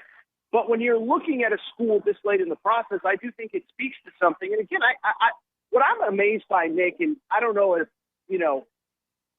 Billy or anybody over there has any insight that I haven't seen. I know Billy's so plugged in on the recruiting trail. Again, I just don't know what about Georgia made him reevaluate or reconsider. I think we all thought Carson Beck was coming back. Brock Vandegrift just went in the portal, so the backup spot is kind of open. But, you think that a year from now, the starting job would be open. So that's just what interests me. Did Georgia do something wrong? Was this somehow the plan all the way? But when you ask me, is it going to happen? I mean, when he's supposed to move into Athens and he's taking an official visit to Lincoln, I would say at this point it kind of feels more likely than not that it is going to happen. Yep. A little transfer portal news, I guess we'll dive into this. Tyler Van Dyke committing to Wisconsin recently. I think yesterday Raheem Rocket Sanders commits to South Carolina. So do you see, I guess, the transfer portal start to heat up once, some of these dominoes falls? Do you feel like some other names out there, like they got to start committing because, maybe spots start to fill up? Yeah, I think especially the quarterbacks. It's interesting to me. I think schools are just taking guys and guys are taking spots because they just don't want to be left out in the cold, and I get it. And so I do think it's interesting, but, listen, I'll say this, Nick, is I actually think it's moving maybe a little bit slower than I expected. Yes, Dylan Gabriel commits. Yes, Riley Leonard, who, of course, was projected to go to Notre Dame since before, frankly, he even entered the portal. He commits, but, Cam Ward seems to be taking his time with visits. We heard yesterday that Kyle McCord, Nebraska, where he was visiting, is no longer under consideration. And so usually, basically, I feel like the last couple of years, these guys have just committed. Will Howard is still going through the process. So in the past, I do feel like we've been in a situation where these guys have committed early just to have their spot. Now we're going into really week 3 of the portal. Now we still have a busy visit weekend, so I'm guessing that, a lot of these guys may commit this weekend. But Kyle McCord's still on the board. Dante Moore's still on the board. Will Howard's still on the board. It's just kind of wild how many guys I thought would probably be a little bit further along in the process by now. Talking to Aaron Torres here on the Brian Foley Law Hotline. Did you get a chance to look over the SEC schedule release that came out last night? Are there any matchups that catch your eye? Obviously, Georgia, Bama. I think week 5. I can't remember exactly when. A&M, Texas getting back together on Thanksgiving weekend. So just what are some of your favorite matchups in the 2024 season for the SEC? Great question, Nick. I'll be honest. I knew because they released whenever it was last spring what the opponents would be. Mm-hmm. But I'll be honest, I didn't really dive too into everyone's individual schedules. I mean, I think the thing that stands out, two things. One, from a bigger picture SEC perspective, if you look at Arkansas' schedule, they play at Oklahoma State in the out-of-conference. Mike Gundy's always going to have a good team. At Auburn, and then A&M all before the end of September. Their 3 biggest games are all away from home. And I think there's a possibility that we could be looking at interim head coach Bobby Petrino on the Arkansas sidelines by about mid-October. Wow, yeah. Now, I'll say this: I was in Fayetteville when that was announced, and when Arkansas played Duke in basketball, it was the night that Bobby Petrino was first on campus, and the fans are chanting, "We love Bobby, we want Bobby, we want Bobby." That fan base loves him. Now, I will say the defensive coordinator, he's kind of a younger guy. There's already buzz, like if they were to ever make a move on Pittman, he would probably be given the opportunity. But I bring it up because that was what stood out. And then from the A&M perspective, I'll actually look at it from the opposite side where, Billy Napier, our buddy down there in Florida, not much is going right now for him. And, they play Miami early in the year, then they host A&M, whatever it is, week 4, week 5. I mean, that could be, if the recruiting class here falls apart and they lose those 2 games, I don't know if Billy Napier would be fired in September of 2024. But A&M could put him in a pretty big hole that, given the rest of his schedule, Florida State, Georgia, et cetera, that would be LSU, that would be really hard to dig out of. So the A&M side, I knew Texas was coming to town, all that. But I think from the opposite perspective, the damage they could do to the Billy Napier era in early September, that's what caught my eye from the A&M side. Last question for you here, AT. Was there actually any Heisman controversy? I mean, was Jaden Daniels the right pick? Well, I'll be honest, Nick. I was really surprised. I thought after the Pac-12 championship game, when Bo Nix really struggled, Penix really wasn't great the second half of the year, even though he was great in the Pac-12 championship. I thought we all just kind of knew, like, okay, it's going to Jaden Daniels. Congrats, historic season. And then on Saturday night, I did see some pushback, and I saw some voters, and I give credit to the guys and girls that put their ballot out online and how they voted. But I was surprised that there was a little bit of pushback. Well, I mean, he lost 3 games. It's like, yeah, Johnny Manziel lost 2. Lamar Jackson lost 3. Nobody really disputed that they were the best players that season. I saw some people say, well, I mean, you can tell the story of the 2023 season without Jaden Daniels. Well, you could have told the story of the whatever season without Lamar Jackson. Doesn't mean he wasn't the best player. So I was actually a little surprised by that. But to answer your question, no. In my opinion, there's no real debate. Insane statistical season. And I think the other part, too, LSU potentially loses 2-3 more games if he isn't great, including Texas A&M, I would add, in the last game of the season. So I thought it was right. I didn't even think it was really up for debate. And I was surprised a little bit when I saw some pushback that night on Saturday. Absolutely. Aaron, thank you so much for joining me and bearing with me here. We'll talk to you soon. No problem, Nick. Thank you so much, man. Have a great day. And hopefully I'm talking to Nuno next week, but have a great day, okay? Yes, sir. Absolutely. Thank you so much. Aaron Torres there on the Brian Foley Law Hotline. When we come back, we're going to have an open segment, get to some of your texts and your chats and all that good stuff right here on TexAgs Radio, presented by David Garner's Jewelers.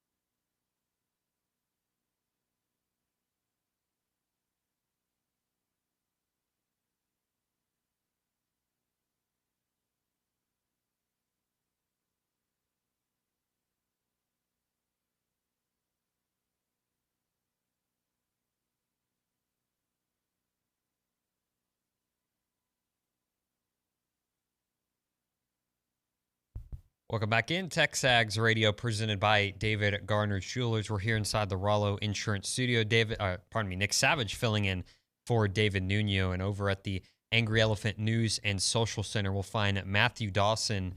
And Matthew, it's your first day. I guess you had kind of an introduction earlier this week, but your first true day on air. So how's it gone so far? It's going all right. Like being in studio, like hearing what everyone's got to say. I've had some good segments so far today, and happy to be here. Well, you got some stuff to say, so what do you got for me? Well, as of yesterday, last night, Malik Murphy, quarterback for Texas, entering the transfer portal along with another college football playoff team, Ja'Cory Brooks, wide receiver for Bama. So these playoff teams getting some kind of key players in the portal. What are your thoughts, I guess, on Malik Murphy? Well, didn't Malik Murphy put out like a statement saying like, hey, I don't want to leave my team, but with the way the calendar is structured, with the portal opening and all that good stuff, like he's got to do it now. Didn't I see something like that? Yeah, I agree with that too. I think you can't fault him. Right. And you're going to hear stuff, no matter what playoff team it is, I think you're going to hear stuff about, what's the locker room like in there? Even Ja'Cory Brooks' case, it wasn't getting a ton of playing time at receiver at Bama. Just got to get in the transfer portal early so then coaches can get looks at you, and you just get more opportunity the earlier you go in. So, yeah, 100%. Well, thank you, Matthew. We're going to hit a break here. On the other side, 10 o'clock hour goes like this. Logan Lee, former Texas A&M basketball player, will be here in studio. We're going to talk to Joseph Jones, who's the interim head coach at Tarleton, former Texas A&M basketball player in the Texas A&M Athletics Hall of Fame here. And at 10:35, the Fan Show to close out the show today. You're listening to TexAgs Radio, presented by David Garner's Jewelers.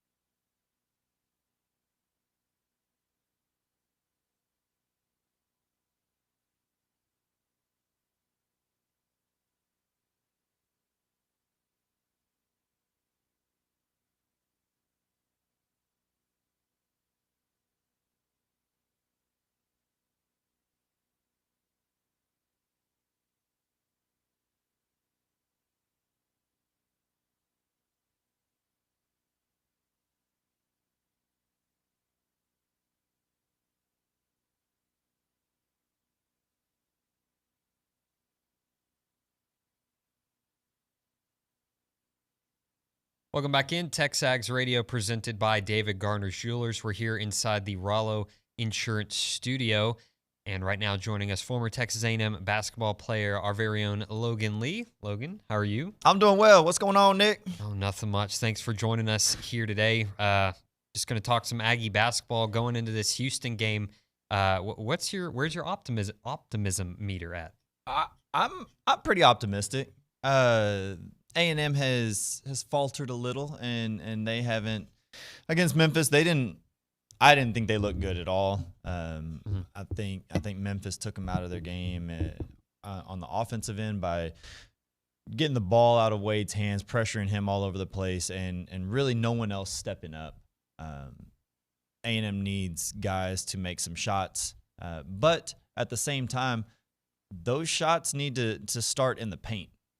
They need to attack the basket, and they haven't been doing that. Against Houston, I would hope that the game plan changes a little. They're more aggressive towards the rim. They get fouled. They go to the free throw line. You look at this A&M team from last year and how much productivity came from those extra shots at the foul line, and how that changed their game, how it forced their opponents to change their defense. And this year they haven't really forced their opponents on the defensive end to change anything. Yeah. With all that being said, I think A&M will have a game plan. It's obviously a huge game. Houston has not lost a game. I think they're number 2 in the net. They're one of the top dogs. Obviously, maybe number 4. They might be number 3. I think they're ranked 3rd or 4th right now. 4. It's just a big game. It's a highlight game. It's in the Toyota Center, so they say it's a neutral court, but it's really a home game for the Cougars. However, A&M's largest group of alumni base, former students, is in Houston. 25% of A&M's former students live in Houston, work in Houston. So there should be no excuse for no Aggies being in the building. It's a big game. Wade has to have a good game. Boots has to have a good game. Anderson Garcia, Henry Coleman, Jace Carter, they all have to have a good game to win this. And this is not a game where, Wade's going to carry them all and it's going to be fine. This is a game where it is a Buzz Williams type performance where it's a win by a committee. The entire team has to play well.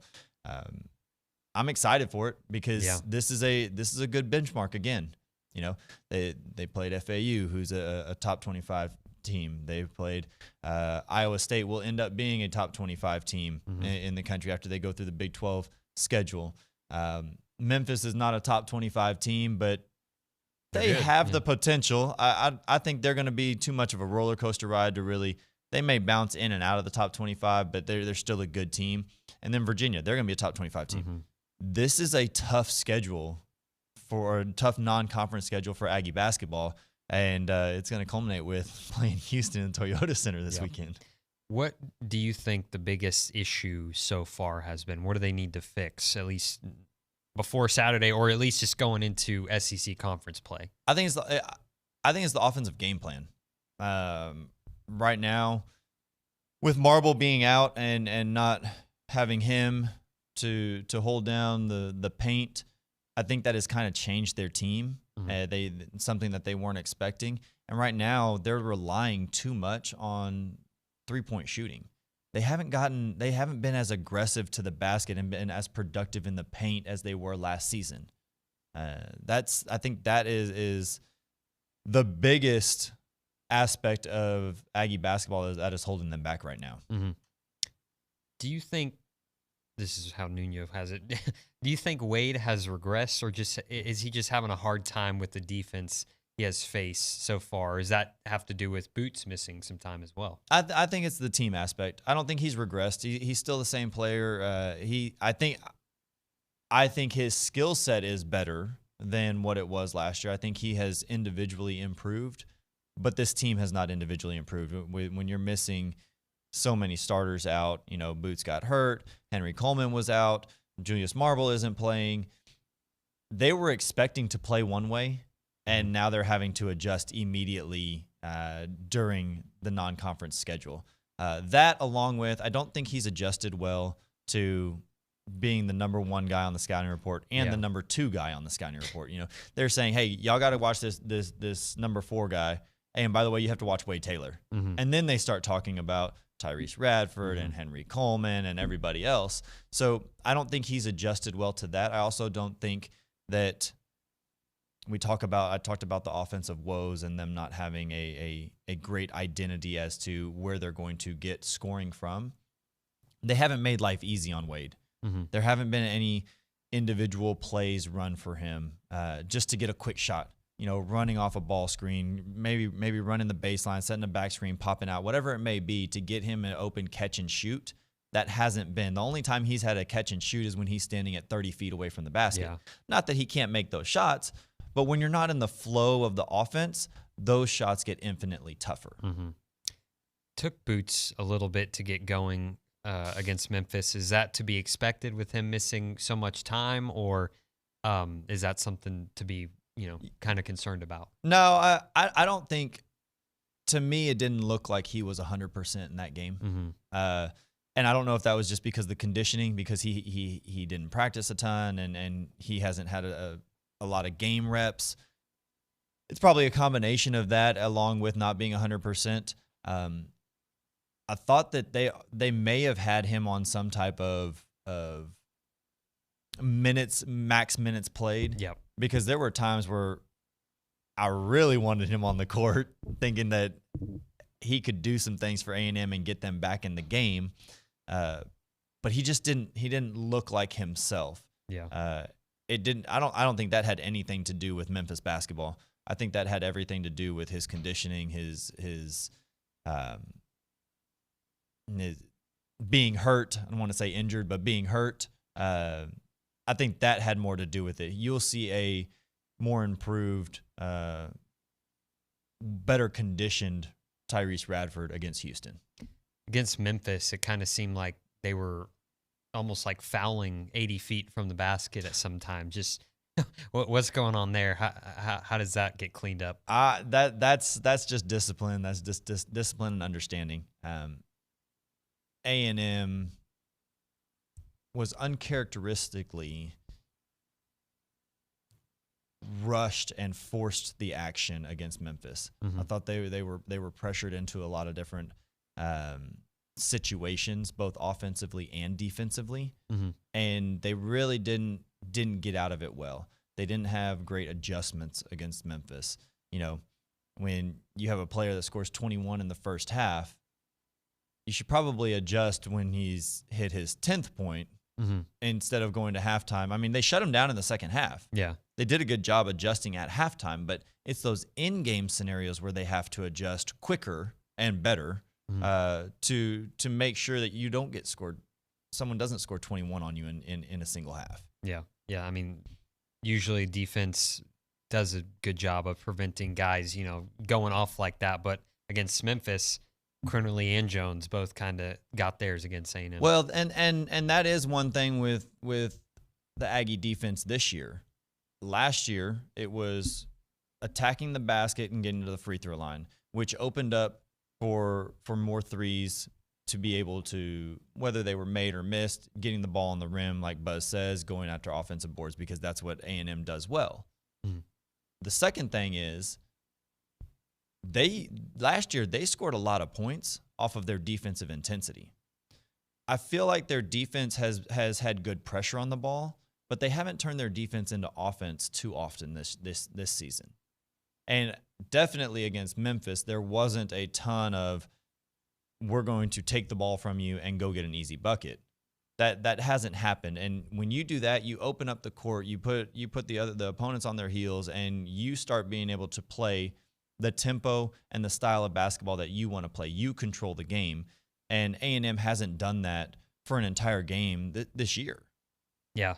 Are you surprised they didn't dominate the glass like they normally do? And how much harder is that going to be against Houston? Well, Houston is, I think they're averaging 10 more rebounds than their opponents per game this year. They're long, they're athletic, they're quick to the ball.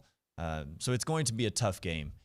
A&M, I think, has done a really good job on the boards, especially the offensive glass. So it's going to be it's going to be a battle against Houston.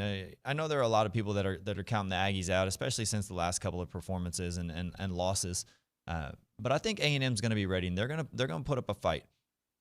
Like we talked about earlier, they have to play well to win this game. It's not we can have 2 guys play well, 3 guys play sporadically, and 2 guys play bad. That's not going to get the job done against Houston. They're going to need an entire team effort, and it starts with defense, and it starts with the rebounding, because if you give Houston extra opportunities to score the ball, you're going to lose the game. Yeah. They will be creative enough and be efficient enough to make you pay on the offensive rebounds if that's the case. How do you find the balance between, relying on threes too much versus when you're hot, like putting up a 3 at the right time? Like, where is that balance? I don't know. That's a feel in game. That's where players have to understand, I'm going to take a heat check shot versus I'm going to throw this up and hope it goes in. Yeah. I thought Wade with it was a little over 5 minutes left in the second half. He fired up a 3 from 6 or 7 feet behind the 3-point line. It was right in front of Buzz and the A&M bench. I thought at that point, Buzz should have taken him out, not yelled at him, not gotten in his face, and just said, "Hey, relax. Yeah, you're pressing a little too much. I'm gonna sit you out for a minute." Until the media timeout, whatever it may be. I'm going to sit you out until the under 4-minute timeout.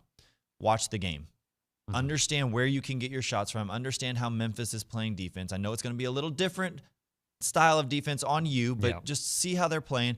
And I want you to take your time, because that shot right there told me that he's worried. He's trying to make things happen. He's trying to force it. He's going to, on the next possession, possibly make a turnover because he's not thinking correctly and he thinks he has to hit a home run on every play. So if he would have possibly given him a minute, maybe until the under 4 timeout, Wade may have seen the game a little better, because at that point, I thought he wasn't necessarily thinking clearly. Yeah. He was just thinking, man, we're down by 7. Let me hit this 3 real quick, down by 4, then it's 2-possession game, and it was just a bad shot. I thought it was a really bad shot at a really bad time, where if he would have attacked, maybe gotten to the free throw line, found his rhythm with no defense on him, the game changes a little. Yeah. Kind of just talk about this as a player. How hard is it, and talking about Boots here, but how hard is it after taking some time, missing some time, then getting back on the court? Like, how hard is that to process? Man, that's tough.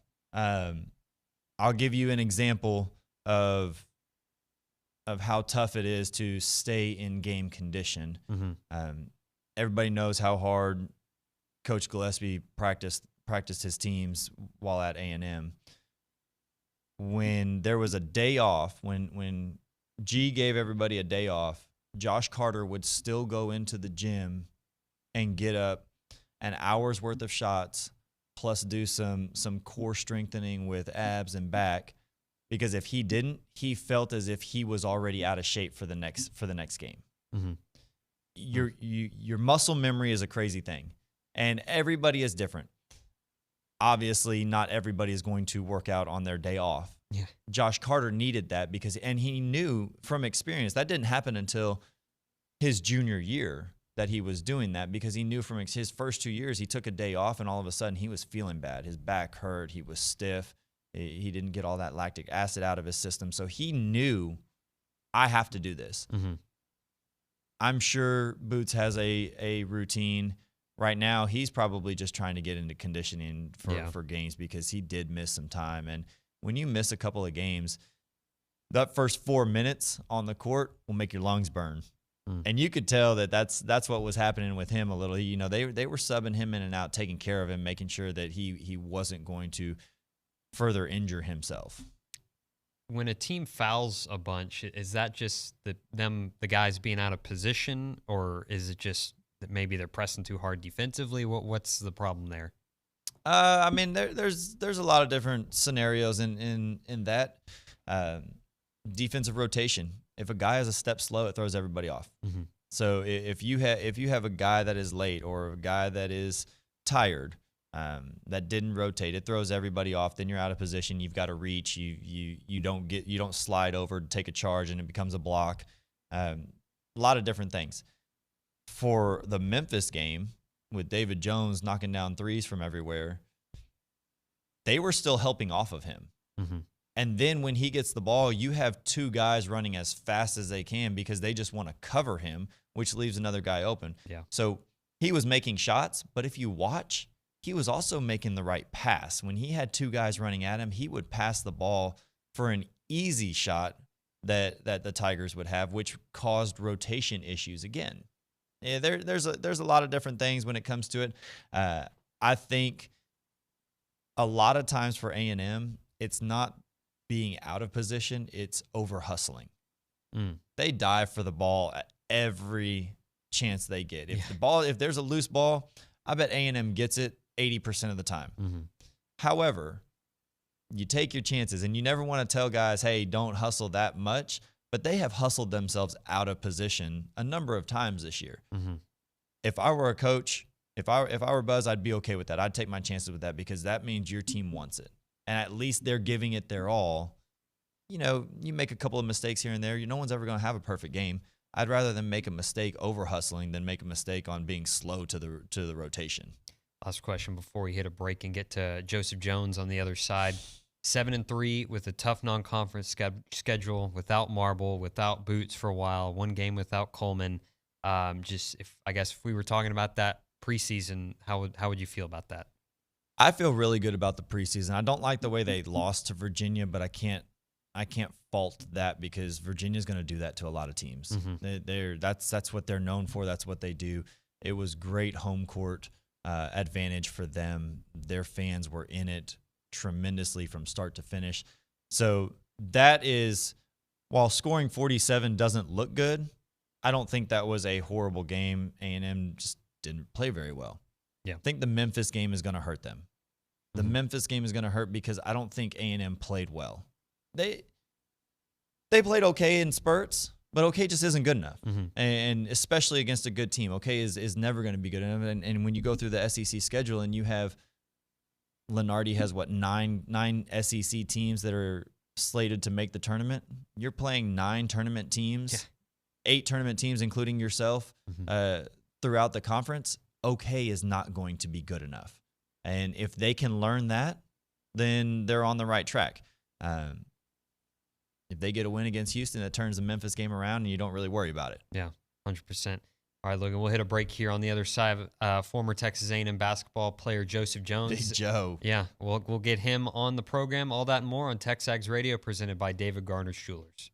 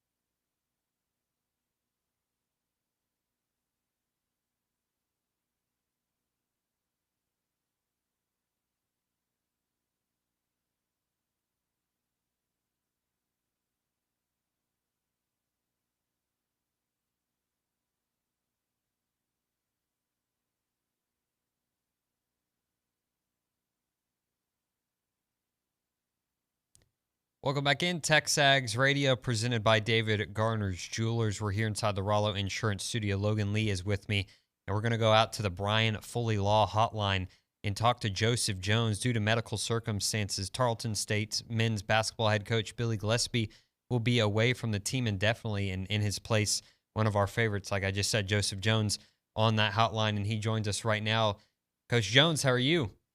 Doing good. How y'all doing? We're doing great. Hold on, you caught me off guard there. You said Coach Jones. I said Coach Jones. Yeah, Logan, don't get mad. Don't get mad. I don't think I can call him Coach Jones. Yeah, you can. Big fella, how you doing, man? What's up, baby? How you doing? I'm living. I'm loving the fact that you're what, 5-0 or are you 6-0? I don't even know. I'm just trying to take it game by game, dog. I don't even know. I really don't. I think you're 5-0. Let's see. You started off with Austin P, right? I'm 6-0. Austin P. Beat Austin P. Beat CSUB.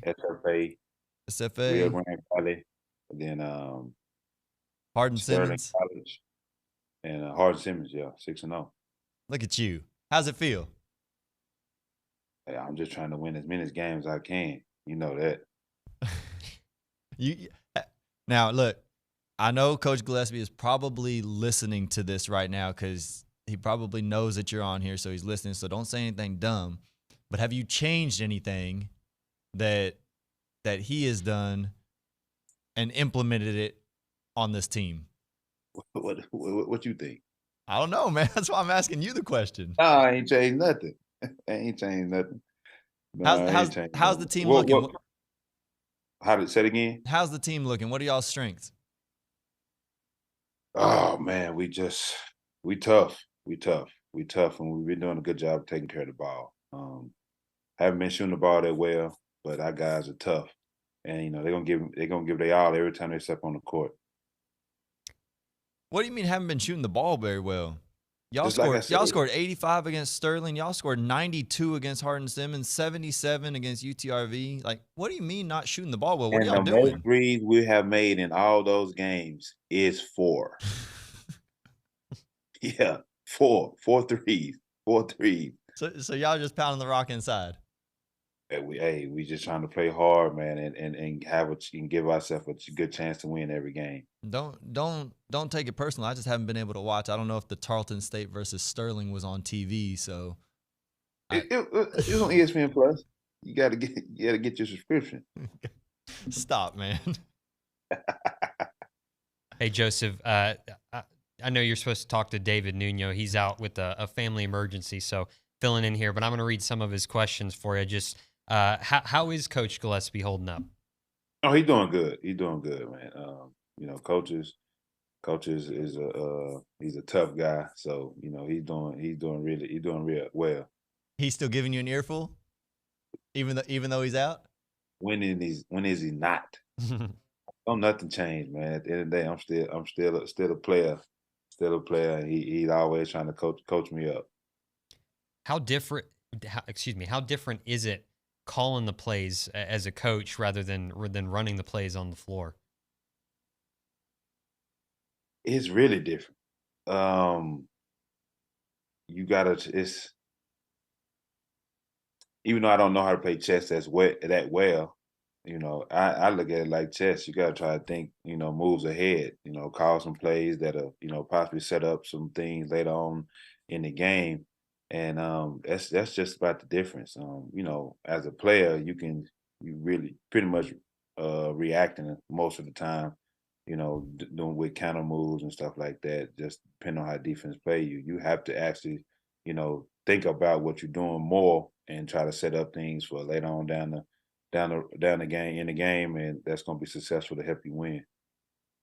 What do timeouts look like for you, Joe? G. He was the sole guy in the huddle, and he would talk the entire time and line things out.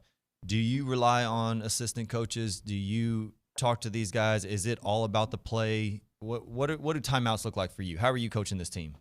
I rely on assistant coaches a lot. That's one thing. When I first everybody heard the news about me taking over for acting head coach at the time. Coach Forbes reached out to me, texted me, and said, "Hey, rely on your assistant coaches." You know, Coach Cox, another one of our assistant coaches that coaches, he said the same thing. Rely on your assistants, listen to what they got to say, you know, and y'all come up with a, you know, good game plan now. And that's it's been working. You know, I listen to them, lean on them guys a lot. You know, they always have some, you know, some good advice for me, and you know, we distribute it and give it to the players as needed. Is your goal eventually to be a head man at a school one day? Is that your goal? I think that's always the goal for anyone, but me, I just want to teach the game, you know, give something back to the players. There's some things that I've learned, and whether that head coaching or assistant coaching, I'm perfectly fine with that. But you know, as a competitor, you know, you always want to be a head coach. At the end of the day, you want to get to the top of your profession, like anybody else. So that's a goal. But you know, when that time comes, it'll come. If it don't ever come, I can be perfectly fine with that as well. So I'm gonna officially start the campaign to get Joe Jones. We're gonna start recruiting Joe Jones to come back to A&M. That's the next step, Joe. I don't know where your head is at. Obviously, you're with G and that's our guy. But I'm gonna start recruiting you back to A&M. Get you back here. You know, A&M will always be home, and you know that's a bucket list. If you can always go back to coach where you played at, you know, and don't get me hyped, Joe. Don't get me excited now. Try to make a difference another way, and that's a bucket list. That's something that, you know, I'll be ecstatic about. It's on the list. Texting right now. Coach, Joe's coming back. do you? I know you got a busy schedule, but have you had any opportunity to pay attention to this year's Aggies team? And if so, just what are your thoughts on them? I've caught a couple games, and they very good team. I know they play really hard, and you know they got some good guys over there. Wade, he's pretty good, pretty special. And they got guys that go out there and play hard every game, and they always give themselves a good chance to win. You know, I caught a lot of the Memphis game, last past game, and they got to do something about one guy. They do something about one guy, they win. I'm watching the game. I'm like, it's no way. I have seen guys have 20 points in the first half, but I'm like, this dude, he getting it pretty easy. But you know, we got a good team. Should be a pretty good season for them, and I hope nothing but the best for that team and that staff. Joe, what do you got coming up on the season? Who do y'all have next? How are you preparing for them? We got Jacksonville State coming up on Monday. Then we go on the road to Tennessee on the 21st. Wait, Tennessee on 21st. That's going to be a good game. Jacksonville State is it's going to be a very good game. They're a tough team to guard, tough team to play. They play very hard, and it's going to be a WAC and the last game of our WAC and Conference USA challenge. So, you know, we got to come out and try to give, you know, play as hard as we possibly can, try to come home with a victory and represent the WAC. Then we finish up, we actually go Tennessee 21st, got Tennessee out there. So, you know, that's going to be an exciting game. Come back after Christmas against LMU out there on their home court. They're a very good team, and, you know, they've got some solid wins under their belt and always pretty good at home. Then we start up conference play at home against UTA. That's been a real exciting team this year. Has, you know, opened up a bunch of eyes with a new staff and a new team, and so it's rolling. It's rolling right now. So we trying to win as many games as possible and keep the train going. Nick, you're seeing a guy that has grown and developed. I don't think Joe could have named 5 games in the future last season. I think G getting out might have been something. I think G might have done this on purpose just so Joe could grow a little. Yeah. See, and it's crazy that you say that, because he's telling the truth. Like, I take it one game at a time. Whoever the next opponent is, that's who I'm worried about. You know, and I'm still very like that. But when you got, you know, you know, kind of, I'm not running the show, but when you kind of a guy that's, you know, kind of got in charge a little bit, you gotta start thinking about those kind of things. And I'm just trying to do the best I can to make sure that, you know, while coach is out, this thing is not sinking. Coach Jones, last question for you. You got any fun stories that are radio appropriate about Logan Lee here? No. No, I don't. No, I none. don't. We're going to end it on that. The good thing is, me and Logan, we were roommates for 3 years. Uh-huh. And man, we had some fun times, and all of them not radio appropriate, but Look, you know, Joe's got some stories that he could tell on me, which would be fine. But he knows that if he says those, I have stories that I can fire back on, and he does not want that. He doesn't want I do that. not. That I do not, and and I think their story is a little bit more. Yeah, just stop right there. Yeah. Hey, big fella. But hey, in all honesty though, hey, I'm proud of you. You're doing a great job. Keep it up. We're all pulling for you. And when I say I'm going to start recruiting you to A&M, I'm starting right now. You need to, whatever it is, get some skins on the wall, get some more wins, go somewhere. But ultimately, you need to end up back here, and that's what we want. So good luck to you. I'm proud of you, man. Keep it up. I appreciate it, man. I really do appreciate it. That's Joseph Jones there on the Brian Foley Law Hotline. Logan, thank you again for coming in, talking some Aggie hoops with me. You did a good job. I appreciate it. On the other side, we'll get to the fan show, everyone's favorite 30 minutes of radio in Bryan College Station. All that and more on TexAgs Radio, presented by David Garner Schulers.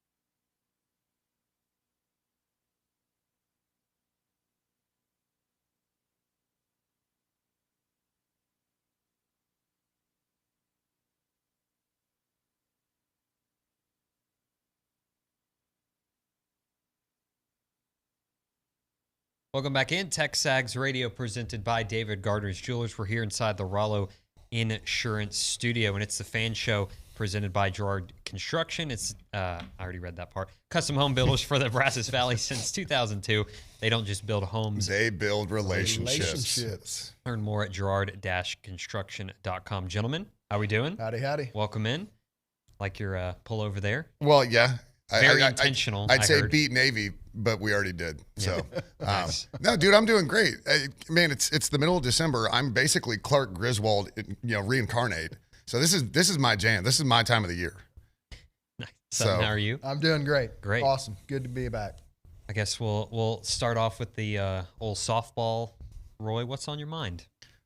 Well, okay, so outside of it being the holiday season, which is again like literally it's That's my on your favorite. What's on my mind is this weekend, my wife and I going like elbows deep in 40 pounds of flour and baking cookies like monsters. It's like one of the only times of the year I actually bake. I love to cook, I love to grill, I love to smoke, but this is my baking time. So it's my time to shine. Some cookies. I think what's on my mind is, like you said, it's a softball question. I think it's a softball answer. DC, right? Mm-hmm. That's the one thing that's on our mind. I mean, there's some other things that are going on that I'm sure people can talk about, but the boards are in complete meltdown because it's TexAgs. The boards are just completely melting down. You can't say you trust Elko and then question what he's doing. That's one or the other. You either trust what he's going to do in his process or you don't, and that's okay and that's fine. Like not everybody has to be on board with the hire, and that's fine. I am. I'm a huge fan. I'm on board. I'm going to trust what he's doing. Yep. He's like Billy's saying, he's juggling everything. You have to recruit your own roster. You have to deal with kids that are in the portal. You have to deal with the kids in the portal from other schools trying to bring them in. Yeah. Not to mention still working with his staff. Added the strength and conditioning coach, which was a great hire, great add. I'm a massive fan of that hire. So I trust in Elko to give us the DC when he gives us the DC. Sure. But I still want to hear it. So I'm just kind of waiting on it. But I trust everything he's doing, and I trust his process. And I know we've used that phrase a million times. Since the last coach was a big part of it. You trust the process, right? Yeah. I trust Elko to get this right, and the timing of it really doesn't like. There's no right or wrong timing as far as me as a fan. The right timing for this DC hire will be when Elko makes the hire. Mm-hmm. So I'm in trust but verify mode. Mm-hmm. Yeah. We've been snake bit enough over the last couple of years. So I'm in trust but verify. So I'll trust what he does. I'm going to trust everything he's putting together. And then when the season comes, I'll verify, right? Yeah. Does it equate? But right now I'm not running around with a pitchfork. I'm not burning the house down. Like, it's the holidays. Mm-hmm. Take a break. Enjoy it. When Elko gives us a DC, he will. Yeah. That's right. And I'll trust it because Colin Klein was a home run hire. Absolutely. Sutton, what's on your mind? So for me, talking about Elijah Robinson this last weekend, wearing a Syracuse hoodie pullover as he's recruiting. Elijah Robinson going in home with Don McKinley, the defensive tackle, and people being fans like us being upset about what Elijah Robinson's doing. Elijah Robinson is an awesome man that I am very thankful was here, but he's a dad and he's got a career and he's trying to juggle two jobs at the same time. And if we're going to throw firebombs, the people that need to throw firebombs are the people that agreed to that Jimbo extension that caused us to have to go through one more year of Jimbo Fisher and not be able to press him on really making some changes if he was going to have that last year. So I'm a full support of Elijah Robinson. I'm thankful that he's here, that he served at Texas A&M. I hope he does well in his own career. But for him to have relationships that he has built over 2 years, for him to use those in his new job at Syracuse, it's normal. Mm-hmm. Like Fidel Diggs, it makes sense that he would have a great relationship with Elijah Robinson and want to go and be around him and be mentored by him and be coached by him. Makes total sense. And the difficulties, the challenges that we're going to have at Texas A&M and our football program over this next year has nothing to do with Elijah Robinson and what he's doing at Syracuse. It has everything to do with that extension being signed and for us to continue to allow Jimbo to stay here that extra year and never do anything better than Sumlin did. And so that's the problem, the focus. And so I just wanted to take that different perspective on Elijah. Mm-hmm. Well, I think E-Rob's an easy target. Yeah. For the situation, and the problem is, and I can see, like, every argument that's presented about it, I totally get. Like, I do get this being a very hot button topic. Mm-hmm. For me, E-Rob's in the situation he's in, because of the situation before, right? Absolutely. But the problem is, and where people are going to find, are going to take cause with this, is when you say what he's doing at Syracuse. And the problem is he's not at Syracuse yet. He's still here. So there's an optic issue, and I think it's more, but he's obviously going to be the target of all the vitriol, right? Him and the AD. Well, he's not the one that was told to stay. But he's also the one that was told he could take the job. I mean, these are things like, it's not like you don't take the job without consulting with your current boss kind of thing. So there's an issue in there, and for me, it's just an optics issue. Yeah. Like, for him going in home with a Syracuse jacket on, talking to recruits, while he's literally still at A&M. That's his job, so you can't get mad at him for doing it. But it's okay to be mad that it's happening. That's kind of my take on it. Yeah. Well, to be upset that it's happening, but to put the blame on Elijah, right, is no. He's going to do what's best for his family, himself, and Syracuse, because that's his future. He's not the one that made this situation. Totally, absolutely. And so he didn't come up with the early signing period. He didn't come up with the transfer. Well, yeah, and the whole new world. Yeah, create the world that he's living in today. So to fault him is my big concern. Mm-hmm. I have a great respect, admiration for him, and I have great difficulty on people throwing him under the bus. That would be my take on it. It's just, taking it even further out, the college football calendar needs to be restructured. The transfer portal needs to happen like after the championship game. Open it up. It's because A&M is just stuck in a whirlwind of, like you mentioned, trying to recruit players from high school, portal players, recruit your own players, trying to hire coaches, and I get, it's crazy. So, and we put ourselves in this situation. Don't get me wrong. I mean, we're here because we put ourselves here, and that's the unfortunate. Like, you do have to look inward a little bit, but it's a when you really can step back and look at the big picture, it's an optics issue, and God bless the media, just loves to rail on us. So it's, once it gets picked up, it picks up steam, right? Absolutely. Because we've seen this plenty. We saw it plenty in the last year with the football team. But as far as the schedule is concerned, it's not a restructure. That does need to be burned to the ground. Yeah. Like, and it's so ridiculous because it's not just football. Why is the MLB draft happening while kids are at Omaha? Mm-hmm. What is that crap? Yeah. So there's so many things that professional and college they're not meshing well together. And then when it's just the NCAA, I think they've proven who they are. And incompetent is literally the number one word on the list when it comes to the NCAA. And you're right, man. The timing of it is tough, and it's made worse. We see it as being worse because we're stuck. Like, we are just outside of the eye of the hurricane. There is no calm. We are in the toughest winds that there's going to be. Mm-hmm. But again, we put ourselves here. It sucks, but we did. Yeah.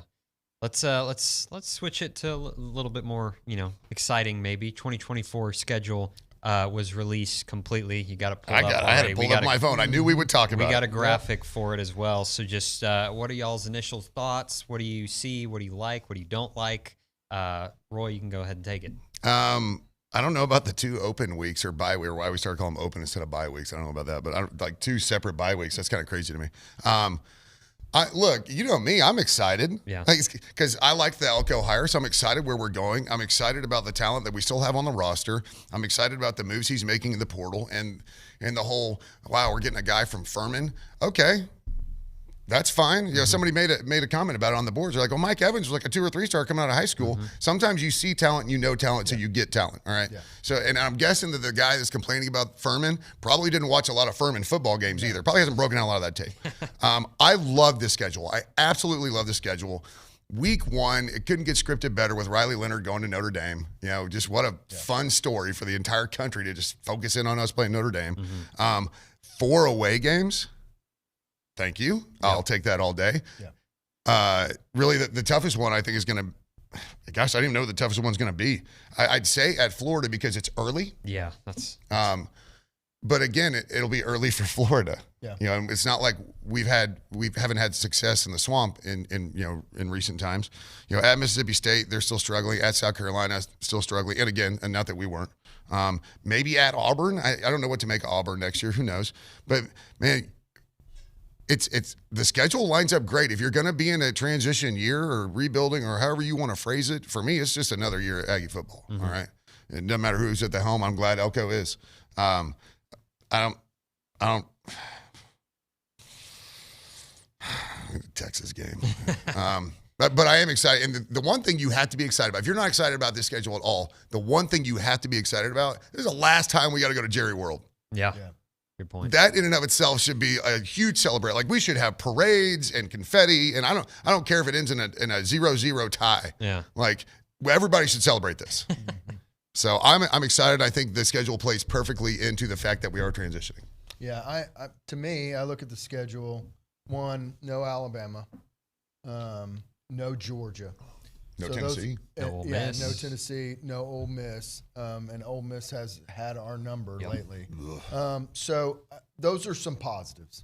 I also look at, from personally, which game, 2 games, away games that we're going to go to the next year. And I love the fact of going to the swamp, going to Columbia, South Carolina, and going to Auburn. To me, those are all. So I'm going to only pick 2 out of the 3, and I don't know which one it's going to be. Columbia and Auburn are so great. Yeah, it's just amazing. And we're going to hit Charleston, South Carolina before we go to the South Carolina game. So it's a great trip, a lot of fun. It's a good setup for traveling. To have the SIPs back on the schedule, I wasn't for it, but now that they're on the schedule, just beat the hell. Yeah. I mean, just absolutely beat the hell out of TU. And I'm excited about that. I'm excited. I've got a class of 22 and a class of 26 daughters. They've never experienced the rivalry. They've never been a part of that game week. That Thanksgiving week, and it's just something that the 364 awesome. Days afterwards. Yeah, it's just awesome. I'm in the same. Like, I obviously didn't want him in the conference, but reality is they're in the conference, right? So here it is. Now we finally get to beat the hell out of them. Yeah. And my intensity and my disdain for that has never wavered. We just haven't had to play them. Now I just got to start dealing with all the talking crap with some of my family again. Yeah, absolutely. And I mean, hold that thought, something. Let's hit a break here. We'll get to more of that on the other side, right here on TexAgs Radio, presented by David Gardner Jewelers.